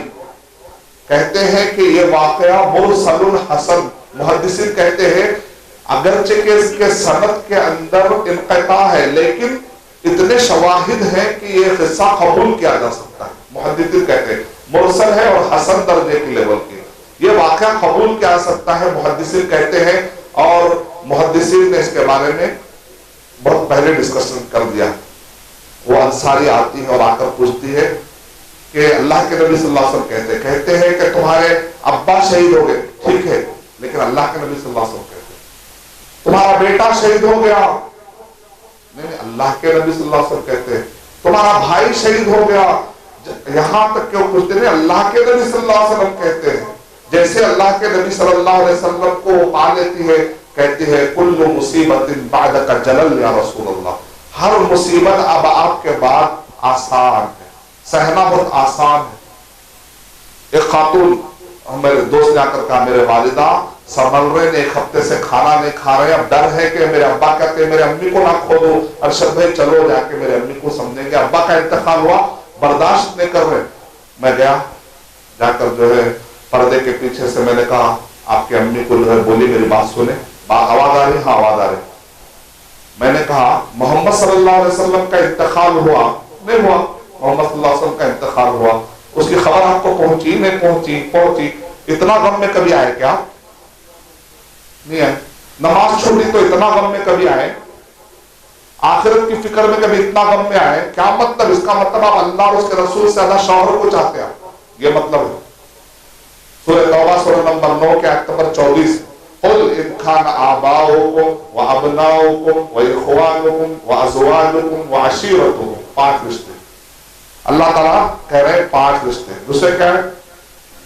व अमवालुन इख्तरफ्तुमुहा व तिजारतुन तख्शौना कसादा व मसाकिन तरदौना। सूरह तौबा सूरह नंबर 9 के आयत नंबर 24 में क्या लिखा है? 5 रिश्ते हैं, तुम्हारे बाप और बेटे ही क्यों ना हो, व अबनाओ तुम्हारे बाप या मां क्यों ना हो, व अबनाउकुम तुम्हारे बेटे और बेटियां क्यों ना हो, तुम्हारे भाई या बहनें क्यों ना हो, वअज़वाजुकुम तुम्हारे शौहर या बीवियां क्यों ना हो, वअशीरतुकुम और तुम्हारे कुंबे कबीले क्यों ना हो। 5 रिश्ते। वअमवालुन इख्तरफ्तुमुहा तुम्हारा माल जो तिजोरी में तुमने भर कर रखा है, वह तिजारतुन तख्शौना कसादा वो तिजारत जिसके नुकसान से तुम डरे रहते हो, वह मसाकिन तरदौना वो घर जिसमें तुम रहना पसंद करते हो। ये 8 चीजें तुम्हें महबूब है या उसके मुकाबले में अहब्बा इलैकुम मिनल्लाहि व रसूलिही व जिहादिन फी सबील, सबसे ज्यादा महबूब कौन होना चाहिए? 8 या पहले अल्लाह, उसके बाद दीन में जिद्दोजहद, दीन के लिए मेहनत करना 3 नंबर पर। 4थे नंबर पर है माँ बाप का नंबर, उसके बाद है बेटे का, बेटा बेटी भाई, उसके बाद है शौहर बीवी। कौन नंबर पे हो तुम काला के ठहरा रहे हो? अब देखना है, अगर इतना ज्यादा गम है, आप इतना ज्यादा गम, 1 हफ्ते से खाना नहीं खा रहे, हाँ, और जो है अब आपको हलाकत का अंदेशा है, ये तो खुदकुशी का तरीका हो गया। क्या आप खुदकुशी करने जा रहे, खाना नहीं खाओगी, कुछ भी हो जाएगा। अब लड़का कह रहा है कि कहीं मर ना जाए। अल्लाह के नबी सल्लल्लाहु अलैहि वसल्लम की वफात की खबर सुन के आपको इतना ही गम हुआ क्या? इसका मतलब आप मोहम्मद सल्लल्लाहु अलैहि वसल्लम से ज्यादा शौहर को चाहते। गम हो सकता है, हम गम का इनकार नहीं करो, हम ये स्ट्रिप लेने जा रहे हैं गम भी नहीं होना, गम हो सकता है, लेकिन उसकी एक लिमिट है, उसके हुदूद है। इंसान होने के नाते गम होता है, गम का इनकार नहीं कर रहे, लेकिन उस गम की लिमिट तो है, उस गम को हुदूद तो होने चाहिए। नमाज छूटे तो इतना गम नहीं, इसका मतलब अल्लाह से ज्यादा आप दीन के लिए इतना कभी गम में नहीं आ रहे। ये क्या है? गम की कोई लिमिट है? बाल बच्चे कह जब से अब्बा का इंतकाल वाले वो बुझ गए, क्या बोलते, बड़ा प्यारा बच्चा, पूरे तारीफ करना, क्या बच्चा है मारो, बुझ गया, नहीं बुझा, अब बुझना में जानबूझ के बुझ जाना, क्या मतलब? बुझना में दिन का काम करना हो, अब वो हमेशा दिन के काम बुझे ही नहीं, अब बुझाना पूरों में जाके बुझा देना, क्या है ये? तारीफ है? क्यों बुझे भाई? पूछना क्यों ऐसा कर लिया, हालत कैसा है? अगर वैसा रहता तो अल्लाह के नबी सल्लल्लाहु अलैहि वसल्लम की वफात हो रही है, लश्कर लेके यरमूक की तरफ निकल गए, अब बुझ जाना, पूरे बुझ के बैठ जाना, खिलाफत नहीं चलना था, पूरे बुझ के अल्लाह के पूरे तस्बीह ले लेके बैठ जाना। अच्छा है? इस्लाम ऐसा है ही नहीं, हमने गलत इस्लाम बना लिया। कौन सा इस्लाम फॉलो कर रहे? पक्का इस्लाम कब आएगा हमारे जिंदगी में? कब आएगा वो दिन के जब हम इस्लाम को सही फॉलो करें जो नबी सल्लल्लाहु अलैहि वसल्लम और सहाबा के ज़माने में। अल्लाह हमें हिदायत दे। खौला बिन्त सालबा रज़ियल्लाहु, कौन है? अल्लाह के नबी सल्लल्लाहु अलैहि वसल्लम के बाद आते कहते हैं मेरे शौहर ने कह दिया कि तुम मेरे माँ की तरह हो। यानी इस्लाम में जुदा होने के अलग अलग तरीके हैं। एक तरीका है तलाक, एक तरीका है खुला, एक तरीका है फस्क, एक तरीका है लिआन, एक तरीका है खियार, एक तरीका है ईला, एक तरीका है उसमें से, और एक तरीका क्या है? दिहा, यानी निकाह का एक तरीका है। जुदा होने के अलग अलग तरीके, उसमें कुछ चीजें हमें जुदा हो जाते हैं, कुछ चीजें अभी शुरुआत होती है, लेकिन बहरहाल मैं नाराज हूं बताने के तरीके अलग अलग। उसमें से एक तरीका तुम मेरे माँ की तरह, माँ के पीठ की तरह, मतलब ये कि जैसे मैं माँ के साथ अब मैं बीवी जैसे ताल्लुकात तेरा सत्ता, आज से तुम मेरी बीवी हो, माँ हो, ये तरीका है। یعنی مطلب یہ کہ میں تم سے تعلقات نہیں رکھوں گا. اب بعض لوگ بولتے ہیں شیخ کبھی ہمارے شوہر پیار سے بولتے کیسے ہے ماں بولتے تو بھی ہوگی کیا میری بیوی ماں کہتا نہیں انما الاعمال بالنیات، عمل کا دار و مدار نیت پر ہے. تو میں ابھی تک جو بولا فیوچر میں اگر کچھ بول دیا میری بیوی کو کیسے ہے ماں تو کچھ برا نہیں مانے، کچھ بھی برا نہیں، پرابلم نہیں. انما الاعمال، عمل کا دار و مدار نیت پر ہے. وہ اب شوہر کا طریقہ ہے لاڑ کرنا ہے اپنی بیوی کو تو جو بھی طریقے تھے وہ لاڑ کر سکتے ہیں، لیکن نیت اگر یہ ہے کہ ماں کی طرح ہے تو پھر یہ قصہ آ جائے گا. خولہ بنت ثعلبہ رضی اللہ تعالیٰ عنہ اللہ کے نبی صلی اللہ علیہ وسلم کے پاس آ کر کہتی ہے کہ میرے شوہر بوڑھے ہو گئے، چڑچڑے ہو گئے، میں تو کچھ ظلم نہیں کی لیکن انہوں نے ہی مجھے غصے میں آ کر ایسا کہہ دیا ہے. تو اللہ کے نبی صلی اللہ علیہ وسلم اپنا سر نیچے، معلومات نہیں ہے تو فتویٰ نہیں دینا چاہیے، معلومات نہیں ہے تو ایسا میں سنا تھا، آج کل بیٹھ کے ایسا ہوں گا جو چاہے شریعت میں بول رہے موز کاٹتے کاٹتے ویسا ہوں گا بیٹے، گھر میں ترکاری کاٹتے کاٹتے شریعت کا کچھ لحاظ نہیں، پاس نہیں، ایسا ہوں گا نہیں، شریعت ہے یا نہیں ہے، نہیں معلوم ہے تو نہیں معلوم ہے بعد میں بتاؤ گا، سمپل بات. ارے اتنے بڑے عالم ہیں نہیں ہے معلوم ہے کہہ رہے، ایسی بات نہیں. لا ادری کہنا بھی نصف العلم، مجھے معلوم نہیں ہے بولنا آدھا علم ہے. مطلب ان کو معلوم ہے کہ مجھے نہیں معلوم، ان کو معلوم ہے کہ مجھے کیا معلوم ہے اور کیا نہیں معلوم. اس کا مطلب بڑا علم والا آدمی ہے، اس کو معلوم ہے کہ کیا نہیں معلوم ہے. جاہل کون ہوتا ہے؟ اس کو یہ بھی نہیں معلوم کہ کیا نہیں معلوم ہے. اس کو بولتے ہیں ڈبل، اس کو بولتے ہیں جہل مرکب، یعنی وہ جاہل ہے پھر اس کو یہ بھی نہیں معلوم کہ وہ جاہل ہے، اس کا مطلب ڈبل جاہل ہو گیا. اللہ حفاظت فرمائے. بغیر علم کے بولنے سے بڑے ڈینجر چیزیں ہوتی ہیں اور کبھی آدمی جہنم سے بھی ہو سکتا ہے. اللہ کے نبی صلی اللہ علیہ وسلم خاموش ہے، وہی نازل ہونا شروع ہو جاتی ہے. اور قرآن میں کیا قد سمع اللہ، ان کے پکار میں کیا درد تھا نہیں معلوم صحابیہ کے. کس نے؟ اللہ تعالیٰ کیا کہہ رہے ہیں؟ اللہ نے سن لیا اس عورت کی بات. اے اللہ کے نبی صلی اللہ علیہ وسلم جو آپ کے پاس شکایت لے کر آ رہے. عمر رضی اللہ تعالیٰ کے زمانے میں جب بھی کوئی چیز ذرا ایسا ڈسپلن کچھ نظر نہیں آ رہا تو سب لوگ بولنے ذرا آگے پیچھے ہوتے تھے. ہوتا نا کبھی ڈسپلن، نظم و نسق کی بات کر رہا ہوں، دینی اعتبار سے نظم و نسق کی بات کر رہا ہوں. تو یہ خولہ بنت ثعلبہ رضی اللہ تعالیٰ عنہ کو سب لوگ اٹھاتے تھے کیونکہ بڑی دولت والی خاتون تھی. جا کر اے عمر رضی اللہ تعالیٰ یہاں پر یہ نہیں ہے، یہاں پر یہ نہیں ہے، وہاں نہیں ہے، تو فوراً سنتے تھے. اس زمانے کے کچھ لوگ ہمیں آ کر کہا اے عمر رضی اللہ عنہ خلیفہ ہے یہ عورت کیسا بات کر رہی ہے آپ سے؟ جب بھی دے وہاں آ کر یہ نہیں ہے، وہاں پر وہ نہیں ہے، سب کے شکایتیں لا کر صاف کر کے چلے جاتے. تو سب کے شکایتیں دور کر دینے والی خاتون. تو عمر رضی اللہ تعالیٰ عنہ نے کہا جس کی بات اللہ سنتا ہے عمر کیسے نہ سنے گا رضی اللہ عنہ.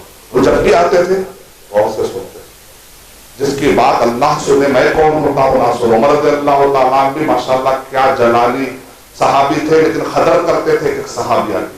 اللہ تعالیٰ ہمیں قدر کرنے توفیق عطا فرمائے. تو خولہ بنت ثعلبہ ام حرام کون ہے؟ اللہ کے نبی صلی اللہ علیہ وسلم. ام حرام ام المومنین تو نہیں ہے. ام حرام کون ہے؟ اللہ کے نبی صلی اللہ علیہ وسلم کی رضائی خالہ. ابن عبد البر رحمت اللہ علیہ کی تحقیق کے مطابق یہ ہے، اور ابن حجر رحمت اللہ علیہ کی تحقیق کے مطابق یہ ہے کہ رضائی مانے دودھ پینے سے رشتہ قائم ہوتا. مثال کے طور پر اگر کوئی خاتون جو ہے اپنے بچوں کو دودھ پلا دے، ساتھ میں کسی بہن کے یا دوسرے کے اجنبی کے بھی بچی، عورت کے اگر بچی کو میں دودھ پلا دیا تو جو رشتہ قائم ہوتا ہے دودھ پلانے کے بعد، اور وہ 5 مرتبہ پینا ہے، صرف 1-2 مرتبہ پینے سے نہیں ہوتا. ہر پینے کا مطلب کیا ہوتا ہے؟ 1 مرتبہ پیے پھر اس کے بعد بچہ جو ہے پھر توجہ دیتا ہے، پھر چھوڑ دیتا ہے، پھر اس کے بعد پھر شروع کرتا ہے تو 1 کاؤنٹ ہوتا ہے. اور یہ کب ہوتا ہے؟ جبکہ اوپر کے غذا شروع نہ ہو، اس کو کہتے ہیں بچاء. تو بہرحال اس کو کہتے ہیں رضائی رشتہ. اور ہمارے بہت سارے خاندان میں کیا ہوتا ہے بہنیں آپس میں دودھ پلا لیتے، شادی کے وقت تک بھول جاتے 20 سال میں. اس کے بعد کیا کرتے؟ خلیل بہن سے شادی کر لیتے. اکثر جو خاندان میں رشتے ہوتے ہیں ذرا کیئرفل رہے کہ ایسا تو نہیں کہ بچپن میں آپ نے خالہ سے دودھ پیا ہے تو پھر وہ آپ کی رضائی بہن ہو گیا. خلیلی بہن کہہ کہ آپ شادی نہیں کر سکتے. رضائی بہن کا جب رشتہ ہو جاتا ہے تو شادی نہیں کر سکتے. سگی بہن سے شادی نہیں کر سکتے، ویسا رضائی بہن سے بھی شادی نہیں کر سکتے. تو یہ رضائی خالہ تھے تحقیق کے مطابق. اور یہ ام حرام رضی اللہ تعالیٰ عنہ کون تھے؟ بہن تھے رمیسہ رضی اللہ تعالیٰ عنہ. یعنی کہ بہت پہلے مکے سے مدینے کا رشتہ ہوا تھا تو وہ رشتے کے مطابق تو ام حرام رضی اللہ تعالیٰ عنہ کے پاس اللہ کے نبی صلی اللہ علیہ وسلم ان کے گھر میں جا کر لیٹے ہوئے تھے. کیونکہ اب سوال یہ ہوتا ہے اللہ کے نبی صلی اللہ علیہ وسلم کیوں جا کر لیٹے, کیا ان کے لیے محرم تھی, کا ایک سوال اٹھ سکتا ہے. حالانکہ اللہ کے نبی صلی اللہ علیہ وسلم تو سارے امت کے لیے باپ کی حیثیت بھی رکھتے ہیں, سوال تو نہیں اٹھنا چاہیے. پھر بھی کوئی آدمی سوال اٹھ سکتا ہے کہ بھئی ام حرام رضی اللہ تعالیٰ عنہ کے گھر اللہ کے نبی صلی اللہ علیہ وسلم گئے, کیونکہ بعد اورینٹلی سے اٹھاتے سوال. تو اس کی دراصل وجہ یہ ہے کہ رضائی خالہ ہے, اور خالہ سے کیا رشتہ ہوتا ہے, محرم کا رشتہ تو ہوتا ہی ہے. تو اس سے بھی الحمدللہ حل ہو گیا مسئلہ, کوئی بات نہیں. تو ام حرام رضی اللہ تعالیٰ عنہ کہتے ہیں کہ اللہ کے نبی صلی اللہ علیہ وسلم لیٹے ہوئے, اور رمیسہ رضی اللہ تعالیٰ عنہ ان کی بہن ہے. اللہ کے نبی صلی اللہ علیہ وسلم کے جسم سے جب پسینہ نکلتا تو رمیسہ رضی اللہ تعالیٰ کہتے ہو پسینہ لے لو, بہت کام کا پسینہ. جب بھی اللہ کے نبی صلی اللہ علیہ وسلم بال کاٹے تو اپنے بچوں سے کہیں جا کر وہ بال لے کر آؤ. وہ بال لے کر ایک جلجل میں رکھتے, جلجل ایک لمبا ایسی کوئی رکھنے کی چیز اس کے اندر رکھتے. اگر کوئی بیمار ہو گیا, بخار میں آیا, پانی ڈالتے, پھر اس کو بالوں کو چھان کر پانی لیتے, بخار والے کو پلاتے تو بخار اس کا چل جاتا. اللہ کے نبی صلی اللہ علیہ وسلم کے بال بھی مبارک, اللہ کے نبی صلی اللہ علیہ وسلم کا پسینہ بھی مبارک. جو پسینہ نکلتا تھا اس میں خوشبو آتی تھی, اس کے اندر کیسی خوشبو آتی تھی. ایسا لکھ کے صحابہ لگا تو خوشبو کی کرو, کتنے خوبصورت تھے ہوں گے. جب اللہ کے نبی صلی اللہ علیہ وسلم گزرتے تو کتنے خوشبو آتی تھی ہوگی ماشاءاللہ. قیامت کے دن اللہ سبحانہ و تعالیٰ ہمیں دیدار نصیب فرمائے, مرافقت نصیب فرمائے, اور اللہ تعالیٰ کا بھی دیدار نصیب فرمائے. تو رمیسہ رضی اللہ تعالیٰ عنہ, ام حرام رضی اللہ تعالیٰ عنہ اتنا چاہنے والے تھے. تو اللہ کے نبی صلی اللہ علیہ وسلم اچانک نیند میں سے اٹھتے ہیں ہنستے ہوئے. ام حرام رضی اللہ تعالیٰ عنہ پوچھتے ہیں اے اللہ کے نبی صلی اللہ علیہ وسلم آپ اچانک کیوں مسکرا رہے ہیں؟ تو کہا کہ مجھے دکھایا اللہ تعالیٰ نے کہ بہت جلد ایسا ہونے والا ہے کہ ایک لشکر جو ہے سمندر پار کرے گا. یعنی اس زمانے میں سمندر جو صحابہ تھے وہ ڈیزرٹ کے زیادہ تھے, تو سمندر سے بڑا لشکر گزرنا مسلمانوں کا. تو کہا کہ اللہ کے نبی صلی اللہ علیہ وسلم دعا کیجئے کہ میں بھی اس میں شامل ہوں. اور کہتے ہیں کہ ام حرام رضی اللہ تعالیٰ عنہ اس وقت پر بوڑھی تھی, اور وہ گئے اس وقت پر, اور معاویہ رضی اللہ تعالیٰ عنہ کو یہ فضیلت ملی. کس کو ملی؟ معاویہ. اور اللہ کے نبی صلی اللہ علیہ وسلم کے دعاؤں کی ایک فضیلت یزید کو بھی ملی. تو اس وجہ سے کہتے ہیں کہ ان کے بارے میں گفتگو کرنے سے, غلط گفتگو کرنے سے پرہیز کرو. جو بھی معاملے سمجھ میں نہیں آ رہے اس سب کو اللہ کے حوالے کر دو. ام حرام رضی اللہ تعالیٰ, ام ہانی کو نے علی بن ابی طالب رضی اللہ تعالیٰ عنہ کی بہن. اللہ کے نبی صلی اللہ علیہ وسلم علی رضی اللہ تعالیٰ کو بہت چاہتے تھے, تو ان کی بہن کو بھی بہت چاہتے تھے, کیونکہ ابو طالب نے کافی اسلام کے لیے مدد کی تھی. آپ جانتے ہیں ان کی بیٹی ہے ام ہانی, آپ نے سنا ہوگا ام ہانی. ام ہانی کافی نام. ام الدحدہ بڑی نیک خاتون, ان کے شوہر کا نام ہے ابو الدحدہ. اور اس بارے میں ہے کہ سندوں کو تحقیق کر کے ابو طبرانی کے اندر بتایا گیا کہ اس کی سند ٹھیک ٹھاک ہے. کہتے ہیں اللہ کے نبی صلی اللہ علیہ وسلم فضیلت بتا رہے تھے اللہ کی راہ میں خرچہ خیرات کرنے کی. تو ابو الدحدہ کو نے مدینے کے اندر 600 کھجور کے درخت کے مالک. 600 کھجور کے درخت مطلب آپ اندازہ کتنے کھجور لگتے. اور اس زمانے کی بڑی غذا یہ تھی, اتنا بڑا باغ, اور اس کے اندر ایک محل تھا. محل جو بھی مدینہ آتا تھا, تو جیسا شہر میں جو بھی آتے چار مینار جاتے, تو اس زمانے میں جو بھی مدینہ آتا تھا تو ان کا وہ محل اور وہ بالکل جمع ہوا باغ تھا. جیسا ایک آدمی کہتا توجہ دے کر پورا باغ سجا کے رکھتا ہے, جو بھی آتا تھا ایک مرتبہ اس کو ضرور دیکھتا تھا, وزٹ کرتا تھا. اور بہت ہی بہترین اس کے اندر میٹھے میٹھے کھجور اور بہت عمدہ کھجور لگے ہوئے. اللہ کے نبی صلی اللہ علیہ وسلم فضیلت بیان کرتے ہیں اللہ کی راہ میں دینے کی کیا فضیلت ہے, کیا فضیلت ہے. ابو الدحدہ رضی اللہ تعالیٰ کہتے ہیں اللہ کے نبی صلی اللہ علیہ وسلم مجھے خیال آیا ہے کہ میں اپنا پورا باغ اللہ کی راہ میں خیرات کر دوں, تاکہ گزرنے والے غریب جو بھی ہیں اس سے فائدہ اٹھاتے رہے. اب وہ میرا نہیں ہے. اللہ کے نبی صلی اللہ علیہ وسلم نے کہا تب تو بڑی فضیلت خود کو ملی. فوراً وہ آتے ہیں, اللہ کہتے ہیں آج سے یہ آپ کا ہے. اور ام الدحدہ جو ہے اس باغ میں پتے سینچنا کرنا، اس کی دیکھ بھال کرنا خیال کر رہی ہے. آ کر کہتے ہیں ابو دہدا، اے ام دہدا میں نے یہ باغ دے دیا ہے، اب ہمارا اس پر حق نہیں ہے، نکل جاؤ. وہ خاتون ایک مرتبہ بھی نہیں پوچھتے اور نکل جاتی. بس اللہ کے نبی صلی اللہ علیہ وسلم کو دے دی، کیا بس ختم ہوگی بات. یعنی ہم سے محفوظ جگہ وہ ہے جہاں اللہ کے پاس آپ جو رکھ لیتے جیبوں میں محفوظ نہیں ہے. چوری ہونے کا ڈر ہے، بیکار جگہ پہ لگ جانے کا ڈر ہے، لیکن جب آپ اللہ کی راہ میں لگا دیتے ہیں تو دنیا کی سب سے محفوظ جگہ پر آپ نے رکھ دیا، اور قیامت میں اس کا جو آپ کو اجر ملے گا انشاءاللہ. خنسا رضی اللہ تعالیٰ عنہ کون ہے؟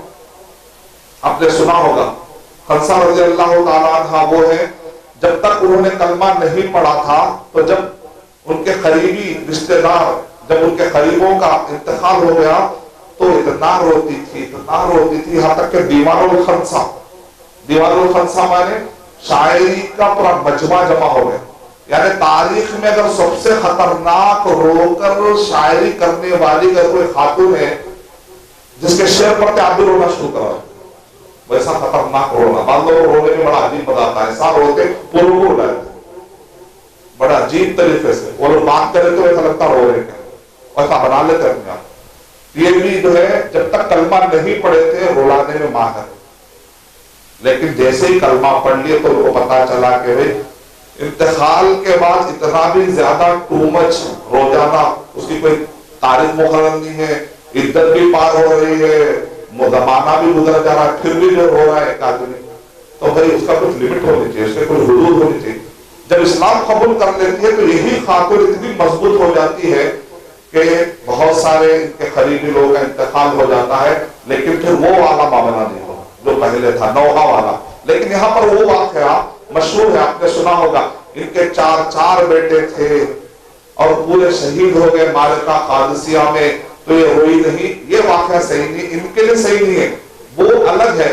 خنسا نقیہ ہے، یہ خنسا الگ، وہ خنسا الگ. اس کو دونوں کو لے آئے کنفیوز. اس لیے مورخین کہتے ہیں، خاص طور سے امام طبری رحمۃ اللہ علیہ نے اپنی تاریخ میں نقل کیا، بڑی غلط فہمی ہے کتابوں کے اندر لوگوں کے درمیان کہ وہ یہ خنسا اور وہ خنسا کو لے جا کر ملا دیتے ہیں، بلکہ وہ الگ ہے اور یہ واقعہ بالکل الگ ہے. کیونکہ خنسا رضی اللہ تعالیٰ عنہ اس وقت تک اتنی بوڑھی بھی نہیں ہو گئی تھی، جبکہ اس میں بوڑھی خوشک بوڑھی کا ذکر آ رہا ہے. اور ان کے 4 بیٹے نہیں تھے، ان کے پاس 3 بیٹیاں تھی، ایک لڑکا تھا. یعنی مطلب کہ اتنی تعداد تو نہیں تھی، تو یہ ان کو نہیں جمے گا. وہ الگ تھا، نام کی وجہ سے کنفیوژن ہو رہا ہے. لیکن یہ واقعہ بہت مشہور ہے، آپ نے سنا ہوگا، تو اس کی بھی تصحیح کر لینی چاہیے. ہند بنت عتبہ کون ہے؟ ہندا آپ نے ہندا نہیں، سرور کیا ہے؟ ہند بنت عتبہ. عتبہ بہت بڑا جانی دشمن، اللہ کے نبی صلی اللہ علیہ وسلم کو ستانے والا. آپ جانتے ہیں حمزہ رضی اللہ تعالیٰ عنہ جنگ بدر کے موقع پر حمزہ رضی اللہ تعالیٰ شہید ہوئے، لیکن عتبہ کو مارا گیا اس وقت پر. تو اب وہ بدلہ لینے کے لیے ایک وحشی غلام نے کہا، اے ہند میں آپ کے ابا کا بدلہ لے کر رہوں گا. اور کس کو اس نے نشہ، اس کا ایک ہی کام تھا، جنگ احد کے میدان میں وہ وحشی کس کو ڈھونڈ رہا تھا؟ صرف حمزہ رضی اللہ عنہ. بہرحال کسی بھی طریقے سے چھپ کے وار کر دیتا، مطلب سامنے سے تو آ کے نہیں کرا، کہیں چھپ کے پہاڑ کے پیچھے سے خنجر پھینک کے کسی طریقے سے. جیسے وہ گرے آ کر اس نے پیٹ پھاڑا. روایتوں میں آتا ہے کہ اس نے جو ہے کلیجہ لے جا کر پیش کا کہا، دیکھو تمہارے ابا کا جو قاتل ہے میں جو ہے وہ لایا ہوں. تو وہ چبانے کی کوشش کرتی ہے اور جب کھا نہیں پاتی تو پھینک دیتی. تو اللہ کے نبی صلی اللہ علیہ وسلم جب دیکھتے کہ حمزہ رضی اللہ تعالیٰ عنہ کے ساتھ یہ واقعہ پیش آیا، بڑے تکلیف میں آئے. بولے میں دیکھ نہیں سکتا، پیٹ پھاڑا ہوا ہے، بہت ہی خطرناک حالت ہے. کہا کہ بھئی اندر کا کلیجہ کیا ہوا؟ تو نے وہ خاتون کے پاس لے جایا گیا. پھر کیا ہوا؟ وہ کھانے کی کوشش کی لیکن کھا نہ سکی. لیکن یہ جو ہے نا اتنا واقعہ صحیح نہیں، من گھڑت ہے، صحیح نہیں، ایسی بات نہیں. اس کے بعد اللہ کے نبی صلی اللہ علیہ وسلم نے کہا کیسے کھائے گی وہ؟ اگر وہ کھاتی تو اتنا حصہ جہنم میں جاتا. اللہ نے حمزہ رضی اللہ تعالیٰ عنہ کو بچا لیا، جہنم میں اتنا حصہ جانے تھے، اس وجہ سے اس نے نہیں چاہا. لیکن بات ایسی نہیں، کیونکہ ہند بنت عتبہ نے بعد میں اسلام قبول کیا نہیں کیا؟ قبول کیا. تو پھر یہ جملہ کیسا صحیح ہو سکتا کہ اگر وہ پیٹ میں جاتا تو جہنم میں چلا جاتا. یہ تو کلمہ پڑھی ماشاءاللہ. بعد میں ان کا کلمہ. ابو سفیان رضی اللہ تعالیٰ عنہ کی بیوی ہے. کون ہے؟ ہند بنت عتبہ.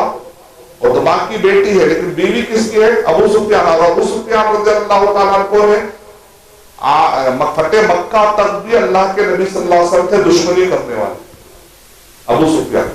ابو سفیان رضی اللہ تعالیٰ عنہ جو پہلے دشمن تھے جنگ احد میں، جنگ احزاب میں، فتح مکہ کے بالکل عین قریب میں رات میں ہند بنت عتبہ کہتے ہیں مجھے ایسا لگ رہا ہے کہ ہم کچھ غلط کر رہے ہیں، ہمیں کلمہ پڑھ لینا چاہیے. ابھی فتح مکہ کا موقع بھی آیا نہیں، پہلے ان کو خیال آ گیا میرے تو دل میں آ رہا ہے کہ جا کر میں کلمہ پڑھ لوں گی. محمد صلی اللہ علیہ وسلم حق پہ ذکر ہے. یہ ہمارے جو بت ہے نا، بلکہ بعض روایتوں میں آتا طبقہ ابن سعد میں وہ اپنے ہاتھ سے کلہاڑی لے کے بت کو مارتی ہے اپنے گھر کے اندر. تو نے ہی مجھے غرور میں ڈالا ہے، ہم کو غرور میں ڈالا ہے. اگر تو نہ ہوتا محمد صلی اللہ علیہ وسلم کی حق کی دعوت ہم کبھی کی قبول کر لیے ہوتے. اتنا ہمارے ٹکڑے ٹکڑے ٹکڑے جب تک ٹکڑے نہیں ہوا سکون نہیں ہوا. ایسا طبقہ ابن سعد میں. تاریخی بعض روایتیں ہر ایک کی تحقیق کرنا مشکل ہے لیکن جو ہے میں نے بتا دیا آپ کو. تو ابو سفیان بھی بڑے آنےسٹ تھے. بولے اگر آپ کو خیال آیا تو آپ فلاں رشتے دار کے ساتھ جا کر آپ کلمہ پڑھ لیجئے. مطلب یہ ہے کہ ابھی وہ سوچ رہے ہیں. فتح مکہ کے وقت پر اللہ تعالیٰ نے ان کا بھی سینہ کھول دیا الحمدللہ. تو یہ ہے ہند بنت عتبہ یعنی ابو سفیان رضی اللہ تعالیٰ عنہ کی بیوی ہند، جن کو ہم ہندا کہتے ہیں، اصل میں ہے وہ ہند. انہوں نے اسلام قبول کر لیا اور وہ جب اللہ کے نبی صلی اللہ علیہ وسلم کے پاس بیعت کرنے آ رہے تو وہ بڑا نظامہ منظر ہے. اللہ کے نبی صلی اللہ علیہ وسلم بیعت لیتے وقت کیا کرتے تھے؟ ہاتھ توڑے لگاتے ہیں. آج کل کی بیعتیں الگ ہو گئی، جھوٹی بیعتیں، غلط بیعتیں لے رہے. بیعت جو ہوتی ہے وہ خلیفہ لے گا. مسجد کے اندر کوئی بھی عالم بیعت لینا شروع کرے تو بدعت ہے، وہ بدعت. بعض لوگ کہتے ہیں بھائی سفر میں امیر بناؤ بولے بیعت لیو بولے. امیر بنانا مطلب ایک قافلے کا ایک امیر بناتے نگران کے معنی میں. تو خلیفہ جو ہوتا ہے وہ بیعت لیتا ہے. یہ مسجدوں کی بیعت جو ہوتی ہے، جماعتوں کی بیعت، یہ صوفیانہ بیعتیں ہیں، یہ تو بدعتیں. اللہ تعالیٰ ہماری بات فرمائے. تو بیعت جو ہوتی ہے اس کے اندر ہاتھ نہیں ملاتے. اللہ کے نبی صلی اللہ علیہ وسلم نے کسی غیر محرم عورت کو اپنے ٹچ نہیں، کے ہاتھ نہیں لگایا. اللہ تعالیٰ ہماری بھی حفاظت فرمائے. تو جب بیعت کے دوران کیسی بیعت ہوتی تھی؟ بتاؤ تم جو ہے زنا نہیں کرو گی، چوری نہیں کرو گی. تو ہند کہتی ہے کیا آزاد عورت بھی زنا کرتی ہے؟ کیا آزاد عورت بھی چوری کرتی ہے؟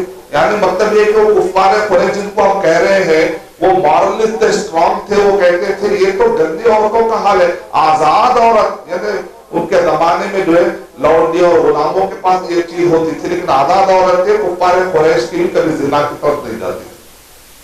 آپ اندازہ لگا سکتے کہ ان کی سوچ کیسی تھی. بہرحال آخر میں اللہ کے نبی صلی اللہ علیہ وسلم پہچان لیتے ہیں اور وہ شرما رہی تھی. پتا نہیں اگر اللہ کے نبی صلی اللہ علیہ وسلم پہچان لیں گے بیعت کریں گے نہیں کریں گے، کیا میرا اسلام قبول ہوگا کہ نہیں ہوگا. اللہ کے نبی صلی اللہ علیہ وسلم کو جب پتا چلا کہ انہوں نے اسلام قبول کیا، آپ نے زبان سے کچھ نہیں کہا.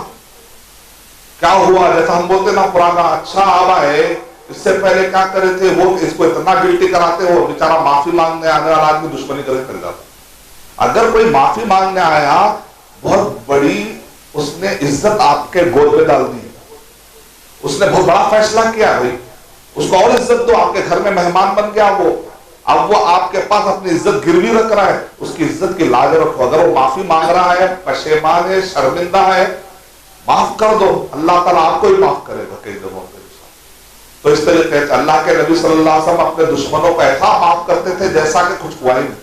اپنے اللہ کے نبی صلی اللہ علیہ وسلم اپنے حقوق، اللہ کے نبی صلی اللہ علیہ وسلم جب معاف کرتے ہیں صحابہ اکرام بھی اپنے اپنے حقوق پورے معاف کر ڈالتے ہیں.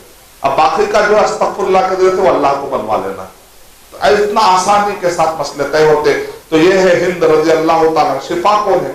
میں چار نامے ختم کر دیتا ہوں جو میں نے وعدہ کیا تھا واٹس ایپ پر. اتنے ناموں کے بارے میں بولوں گا تو وعدہ پورا کر رہا ہوں تو میں جلدی جلدی ختم کر دیتا ہوں. شفا رضی اللہ تعالیٰ عنہ یہ اول معلمہ ہے. جب سے انہوں نے اللہ کے نبی صلی اللہ علیہ وسلم کے بارے میں سمجھ لیا، مکے کے اندر ہی کہ اللہ کے نبی صلی اللہ علیہ وسلم ہے تو علم سیکھتے تھے، لوگوں کو سکھاتے، سیکھتے سکھاتے، یہاں تک کہ انہوں نے اپنے پاس ایک حلقہ بھی بنا لیا تھا مدینے کے اندر. تو شفا رضی اللہ تعالیٰ عنہا کا لقب یہ ہے کہ یہ اول معلمہ ہے. لیکن ان کے بارے میں بھی کافی من گھڑت واقعات ہیں. وہ بازاروں میں جاتے تھے، جا کر جو ہے ہمیشہ سب کی نگرانی کرتے تھے، ایسے بہت سارے واقعات ہیں، اس سے بچیے. لیکن یہ بات صحیح ہے کہ یہ اول معلمات ہے، سکھانے میں کافی ماہر تھے. اس لیے بہت سارے ہمارے خواتین ارادہ کر لیں آج کی رات میں رمضان مبارک میں کہ آپ لوگ بھی اپنے گھروں میں حلقے قائم کریں جہاں پر خواتین آ کر سیکھتے رہے. اپنے اپنے محلے میں کسی کو نورانی قاعدہ سے حفظی سے جو آپ کو آتا ہے قاعدہ پڑھا. اس طریقے سے کیا ہوگا کچھ بچے قرآن پڑھنا سیکھ جائیں گے انشاءاللہ. تو خواتین کو چاہیے کہ وہ گھر میں رہ کر اپنے اطراف کے محلے کے چھوٹے چھوٹے بچے اور بچیوں کو قرآن مجید، جو ہمارے پاس خواتین آ رہی ہیں کافی علم والی ہوتی ہیں، لیکن بہت سارے خواتین عالمہ بن گئے، فاضلہ بن گئے، اس کا کچھ کام نہیں. ایسا نہیں ہونا چاہیے، غلط بات ہے. آپ کو مدرسوں میں اتنا پڑھایا گیا، قوم نے پیسے دیے، پھر وہ قوم کے پیسوں سے مدرسے چلے، رات دن جو ہے محنت کرتے. آپ پوچھیے آپ مسجد کے ذمہ داروں سے کتنی محنت کر کے پڑھاتے ہیں. مدرسے کا نام جامعہ سمیہ، کتنے طالبات پڑھ چکے ہیں؟ کتنے سالوں میں 150 زیادہ پڑھ کے نکل گئے ماشاءاللہ. اب اتنی محنت کرتے ہیں، رات دن فکر. میں دیکھتا ہوں وہاں گئے بھئی یہ ہے مدرسے کے اخراجات، یہ ہے مدرسے کے، تو پورا یہ ذمہ داران رات دن محنت کر کے بہرحال مدرسہ چلاتے ہیں، پھر حلقہ چلاتے ہیں. تصور کریے پورا ہونے کا اینڈ میں اگر بچیاں کام نہ کرے. الحمدللہ بچہ کام کر رہے، کرنے والے کر رہے، جو نہیں کرے میں ان کو ابھار رہا ہوں. شفا رضی اللہ تعالی عنہا کی سیرت بتا کر میں آپ کو ابھارتا ہوں. ایک چھوٹا ہی حلقہ کیوں نہ شروع کر، اللہ برکت دے گا. نہیں مجھے بولنے نہیں آتا، اللہ تعالیٰ غیب سے آپ کو بولنے کی طاقت دے دے گا. آپ کے پاس علم ہے، اگر صرف گھر کے اندر شوہر بیوی بچے اسی میں آپ جو ہے الجھ کر رہیں گے تو پھر کیسا ہوگا. اس کے ساتھ ساتھ گھر کے اندر ایک حلقہ ہے، اس حلقے کے اندر اب میں یہ نہیں کہتا کہ باہر جا کر تبلیغ کرو، غیر محرم نامحرم اتنا نہیں، گھر کے اندر بھی آپ 10 بچوں کو صحیح پڑھائی، اور 10 بچے قرآن میں سیکھ لیں گے. خیرکم من تعلم القرآن وعلمہ، تم میں سب سے بہتر وہ جو قرآن میں سیکھے اور سکھائے. تو شفا رضی اللہ تعالیٰ عنہ سے انسپائر ہونے کی کوشش کرے، اور ہر کوئی جو بھی عالم ہے عالمہ ہے اپنے علم کو بیس ہونے نہ دے. جو ممکن ہو سکے اسلام کی خدمت کے لیے اپنے علم کو لگائے. اور جتنے مالدار ہیں اور مالدار خواتین ان عالمات کو سپورٹ کریں، مالدار حضرات وہ عالم کو سپورٹ کریں. مال اور علم کا یہ پارٹنرشپ بہت زیادہ پاور پیدا کرے گا انشاءاللہ. ایک طرف مال والا، ایک طرف علم والا، ہر طرف یہ 2 جوڑی بنتے چلے جائیں گے تو ہندوستان میں جتنے علماء کرام ہیں ہر ایک کو اگر ایک انصار مل جائے گا، مال اور علم، یہ دونوں پارٹنرشپ کے ذریعے سے آخرت میں توشہ قائم کر لیں انشاءاللہ. پارٹنرشپ کس میں ہے؟ بزنس میں نہیں. عالم کو لے کے بزنس کرو نہیں بڑھو، وہ کون سا بزنس؟ آخرت کا بزنس، آخرت کے توشے والا بزنس کی بات کر. بریرہ رضی اللہ تعالیٰ عنہ کو نے عائشہ رضی اللہ تعالیٰ عنہ کے پاس ایک لونڈی ان کی خدمت کرنے والی، اور ان کی شادی ہو گئی تھی ایک کالے کلوٹے انسان سے. جب عائشہ رضی اللہ تعالیٰ عنہ نے ان کو آزاد کر دیا تو بریرہ رضی اللہ تعالیٰ عنہ نے کہا اب میں بھی آزاد ہوں اپنے فیصلوں میں. تو کہتے ہیں مجھے یہ شوہر نہیں چاہیے کیونکہ یہ بہت ہی کالے کلوٹے، مجھے سمجھ میں نہیں آ رہا. تو اسلام میں اجازت ہے اس بات کی کہ عورت اپنا ڈیسیشن بتا سکتی ہے، اسلام میں اجازت دی جاتی ہے. تو یہ مسائل وہ ہیں کہ آزاد ہونے کے بعد کے مسائل. تو صحیح بخاری میں لکھا ہوا ہے کہ عباس رضی اللہ تعالیٰ اللہ کے نبی صلی اللہ علیہ وسلم کہتے تھے کہ دیکھو یہ بریرہ کو کتنا چاہتے ہیں. ان کا نام کیا ہے؟ مغیث کتنا چاہتے، گلی گلی میں گھومتے تھے اور ان کے آنسو نکل جاتے تھے. تو اللہ کے نبی صلی اللہ علیہ وسلم نے سفارش کی، کوشش کی کہ بھئی بریرہ رضی اللہ تعالیٰ نے اس کو مان جائے. لیکن بریرہ رضی اللہ تعالیٰ کیا کہتی ہے؟ اے اللہ کے نبی صلی اللہ علیہ وسلم کیا یہ شرعی اور وحی کا فیصلہ ہے کیا؟ اگر وہ رہتا تو صحابہ مان لیتے تھے، لیکن ایک مجرد نصیحت ہے. تو صحابیات کو یہ کلیئر تھا اس زمانے میں، صحابہ کو یہ کلیئر تھا کہ اللہ کے نبی صلی اللہ علیہ وسلم شرعی زبان اور دنیاوی زبان. دنیاوی زبان میں کیا کہتے ہیں؟ جیسے اللہ کے نبی صلی اللہ علیہ وسلم نے کہا کہ کھیتی ایسا مت کرو ایسا کرو. جب صحابہ اکرام نے ویسا کرنا شروع نقصان ہوا تو اللہ کے نبی صلی اللہ علیہ وسلم نے اعلان کر دیا دنیاوی معاملات میں اگر میں تم سے کچھ کہتا ہوں تو شریعت سمجھ کے فالو مت کرو. وہ ایک میری خیر خواہی ہے, وہ ایک نصیحت ہے, وہ لے بھی سکتے ہو تم چھوڑ بھی سکتے ہو, تم زیادہ بہتر جانتے ہو, جو بھی فیصلہ لینا لے لو. لیکن جب شرعی مسئلہ ہوتا ہے تو تم کو لینا ہی لینا ہوتا ہے. تو ایسا نہیں کہ نعوذ باللہ بریرہ رضی اللہ تعالیٰ عنہ نے اللہ کے نبی صلی اللہ علیہ وسلم کی بات کو شرعی سمجھ کر جھٹلا دیا, ایسی بات نہیں تھی, ایک نصیحت والی بات تھی. لیکن جب انہوں نے نہیں لیا تو اسلام زبردستی بھی نہیں کرتا. دیکھیں اسلام کتنا زبردست ریلیجن ہے, کسی پر زبردستی کرنے کا اسلام میں ایسا کوئی اصول نہیں. امیمہ رضی اللہ تعالیٰ, امیمہ بہت ہے, امیمہ بنت خلف ایک الگ ہے, امیمہ بنت شقیقہ الگ ہے, امیمہ نام سے کافی واقعات آپ کو ملتے ہیں. اور ایک امامہ رضی اللہ تعالیٰ ہے. امامہ رضی اللہ تعالیٰ عنہ کون ہے جانتے ہیں؟ اللہ کے نبی صلی اللہ علیہ وسلم کی بیٹی, اللہ کے نبی صلی اللہ علیہ وسلم کی بیٹی زینب رضی اللہ عنہ, زینب, اور ان کی بیٹی امامہ. تو اللہ کے نبی صلی اللہ علیہ وسلم بعد خیر کو گود میں لے کر بھی نماز پڑھتے تھے. یعنی چھوٹے بچوں کی اتنی عزت ہے کہ ان کو گود میں لے کر بھی نماز پڑھنا پڑے تو آپ مجبوری میں پڑھ سکتے. اس میں ہمارے بہت سارے خواتین جب بچوں کو پالتے ہیں, نماز پڑھنے کا ٹائم آتا کہتے ہیں آج میں بچوں کو اتنا سنبھالی شیخ میں نماز ہی نہیں پڑھ سکی. ایسا کیوں ہے؟ نماز میں حرکتیں ہوتی ہیں نا, آپ کو نماز کے مسائل نہیں معلوم, گود میں لے کے نماز پڑھ لے سکتے ہیں. ارے ایسا بھی ہے کیا؟ نہیں, وہ گود میں لے کر ہم کو ٹھہر کے پڑھنا نہیں آتا نا, کیونکہ ابھی ابھی جو ہے نا زج کے تو بیٹھ کے پڑھی, لیکن چھوڑنے کا کوئی سسٹم نہیں ہے. تو الحمدللہ ہمارا, میں نے جو آپ سے وعدہ کیا تھا پورے صحابیات کا سلسلہ میں نے آپ کے سامنے رکھ دیا ہے. مقصد یہی ہے تاکہ ہم ان کے نقش قدم پر چل سکے, ان کے جیسا ہم بن سکے. قرآن مجید اور صحیح حدیث کو کیسے سمجھنا ہے جیسے نبی صلی اللہ علیہ وسلم اور صحابہ کرام نے سمجھا اور سمجھایا ہے, یہ ہمارا پیغام ہے. تو اس مجلس سے میں دعا کرتے ہوئے رخصت لیتا ہوں. انشاءاللہ کل ہمارا سلسلہ جاری ہوگا لنگر ہاؤس جماعت اہل حدیث برکت میں, لنگر ہاؤس میں انشاءاللہ حدیث ورکشاپ کے نام سے, جہاں پر 40 حدیث کی کتابوں کا مختصر تعارف انشاءاللہ اور 100 محدثین کے نام کیسے یاد کرنا ٹیکنک بتاؤں گا انشاءاللہ, تاکہ ہمیں محدثین کے نام بھی یاد رہے. کیونکہ محدثین کی محنتیں ہیں کہ جنہوں نے انبیاء کرام اور صحابہ کرام کے قصے ہمارے لیے جمع کر دی. کتنا وہ گھومے ہوں گے, کتنا انہوں نے سفر کیا, تب جا کے قصے. آج ہم خالی کتاب پڑھ کے لیٹے لیٹے پڑھ رہے ہیں, لیکن ایک ایک ورق جو آیا ہے اس کے پیچھے کسی کے 1 سال 2 سال 3 سال لگے. اللہ تعالیٰ ان خروق و بانیوں کو قبول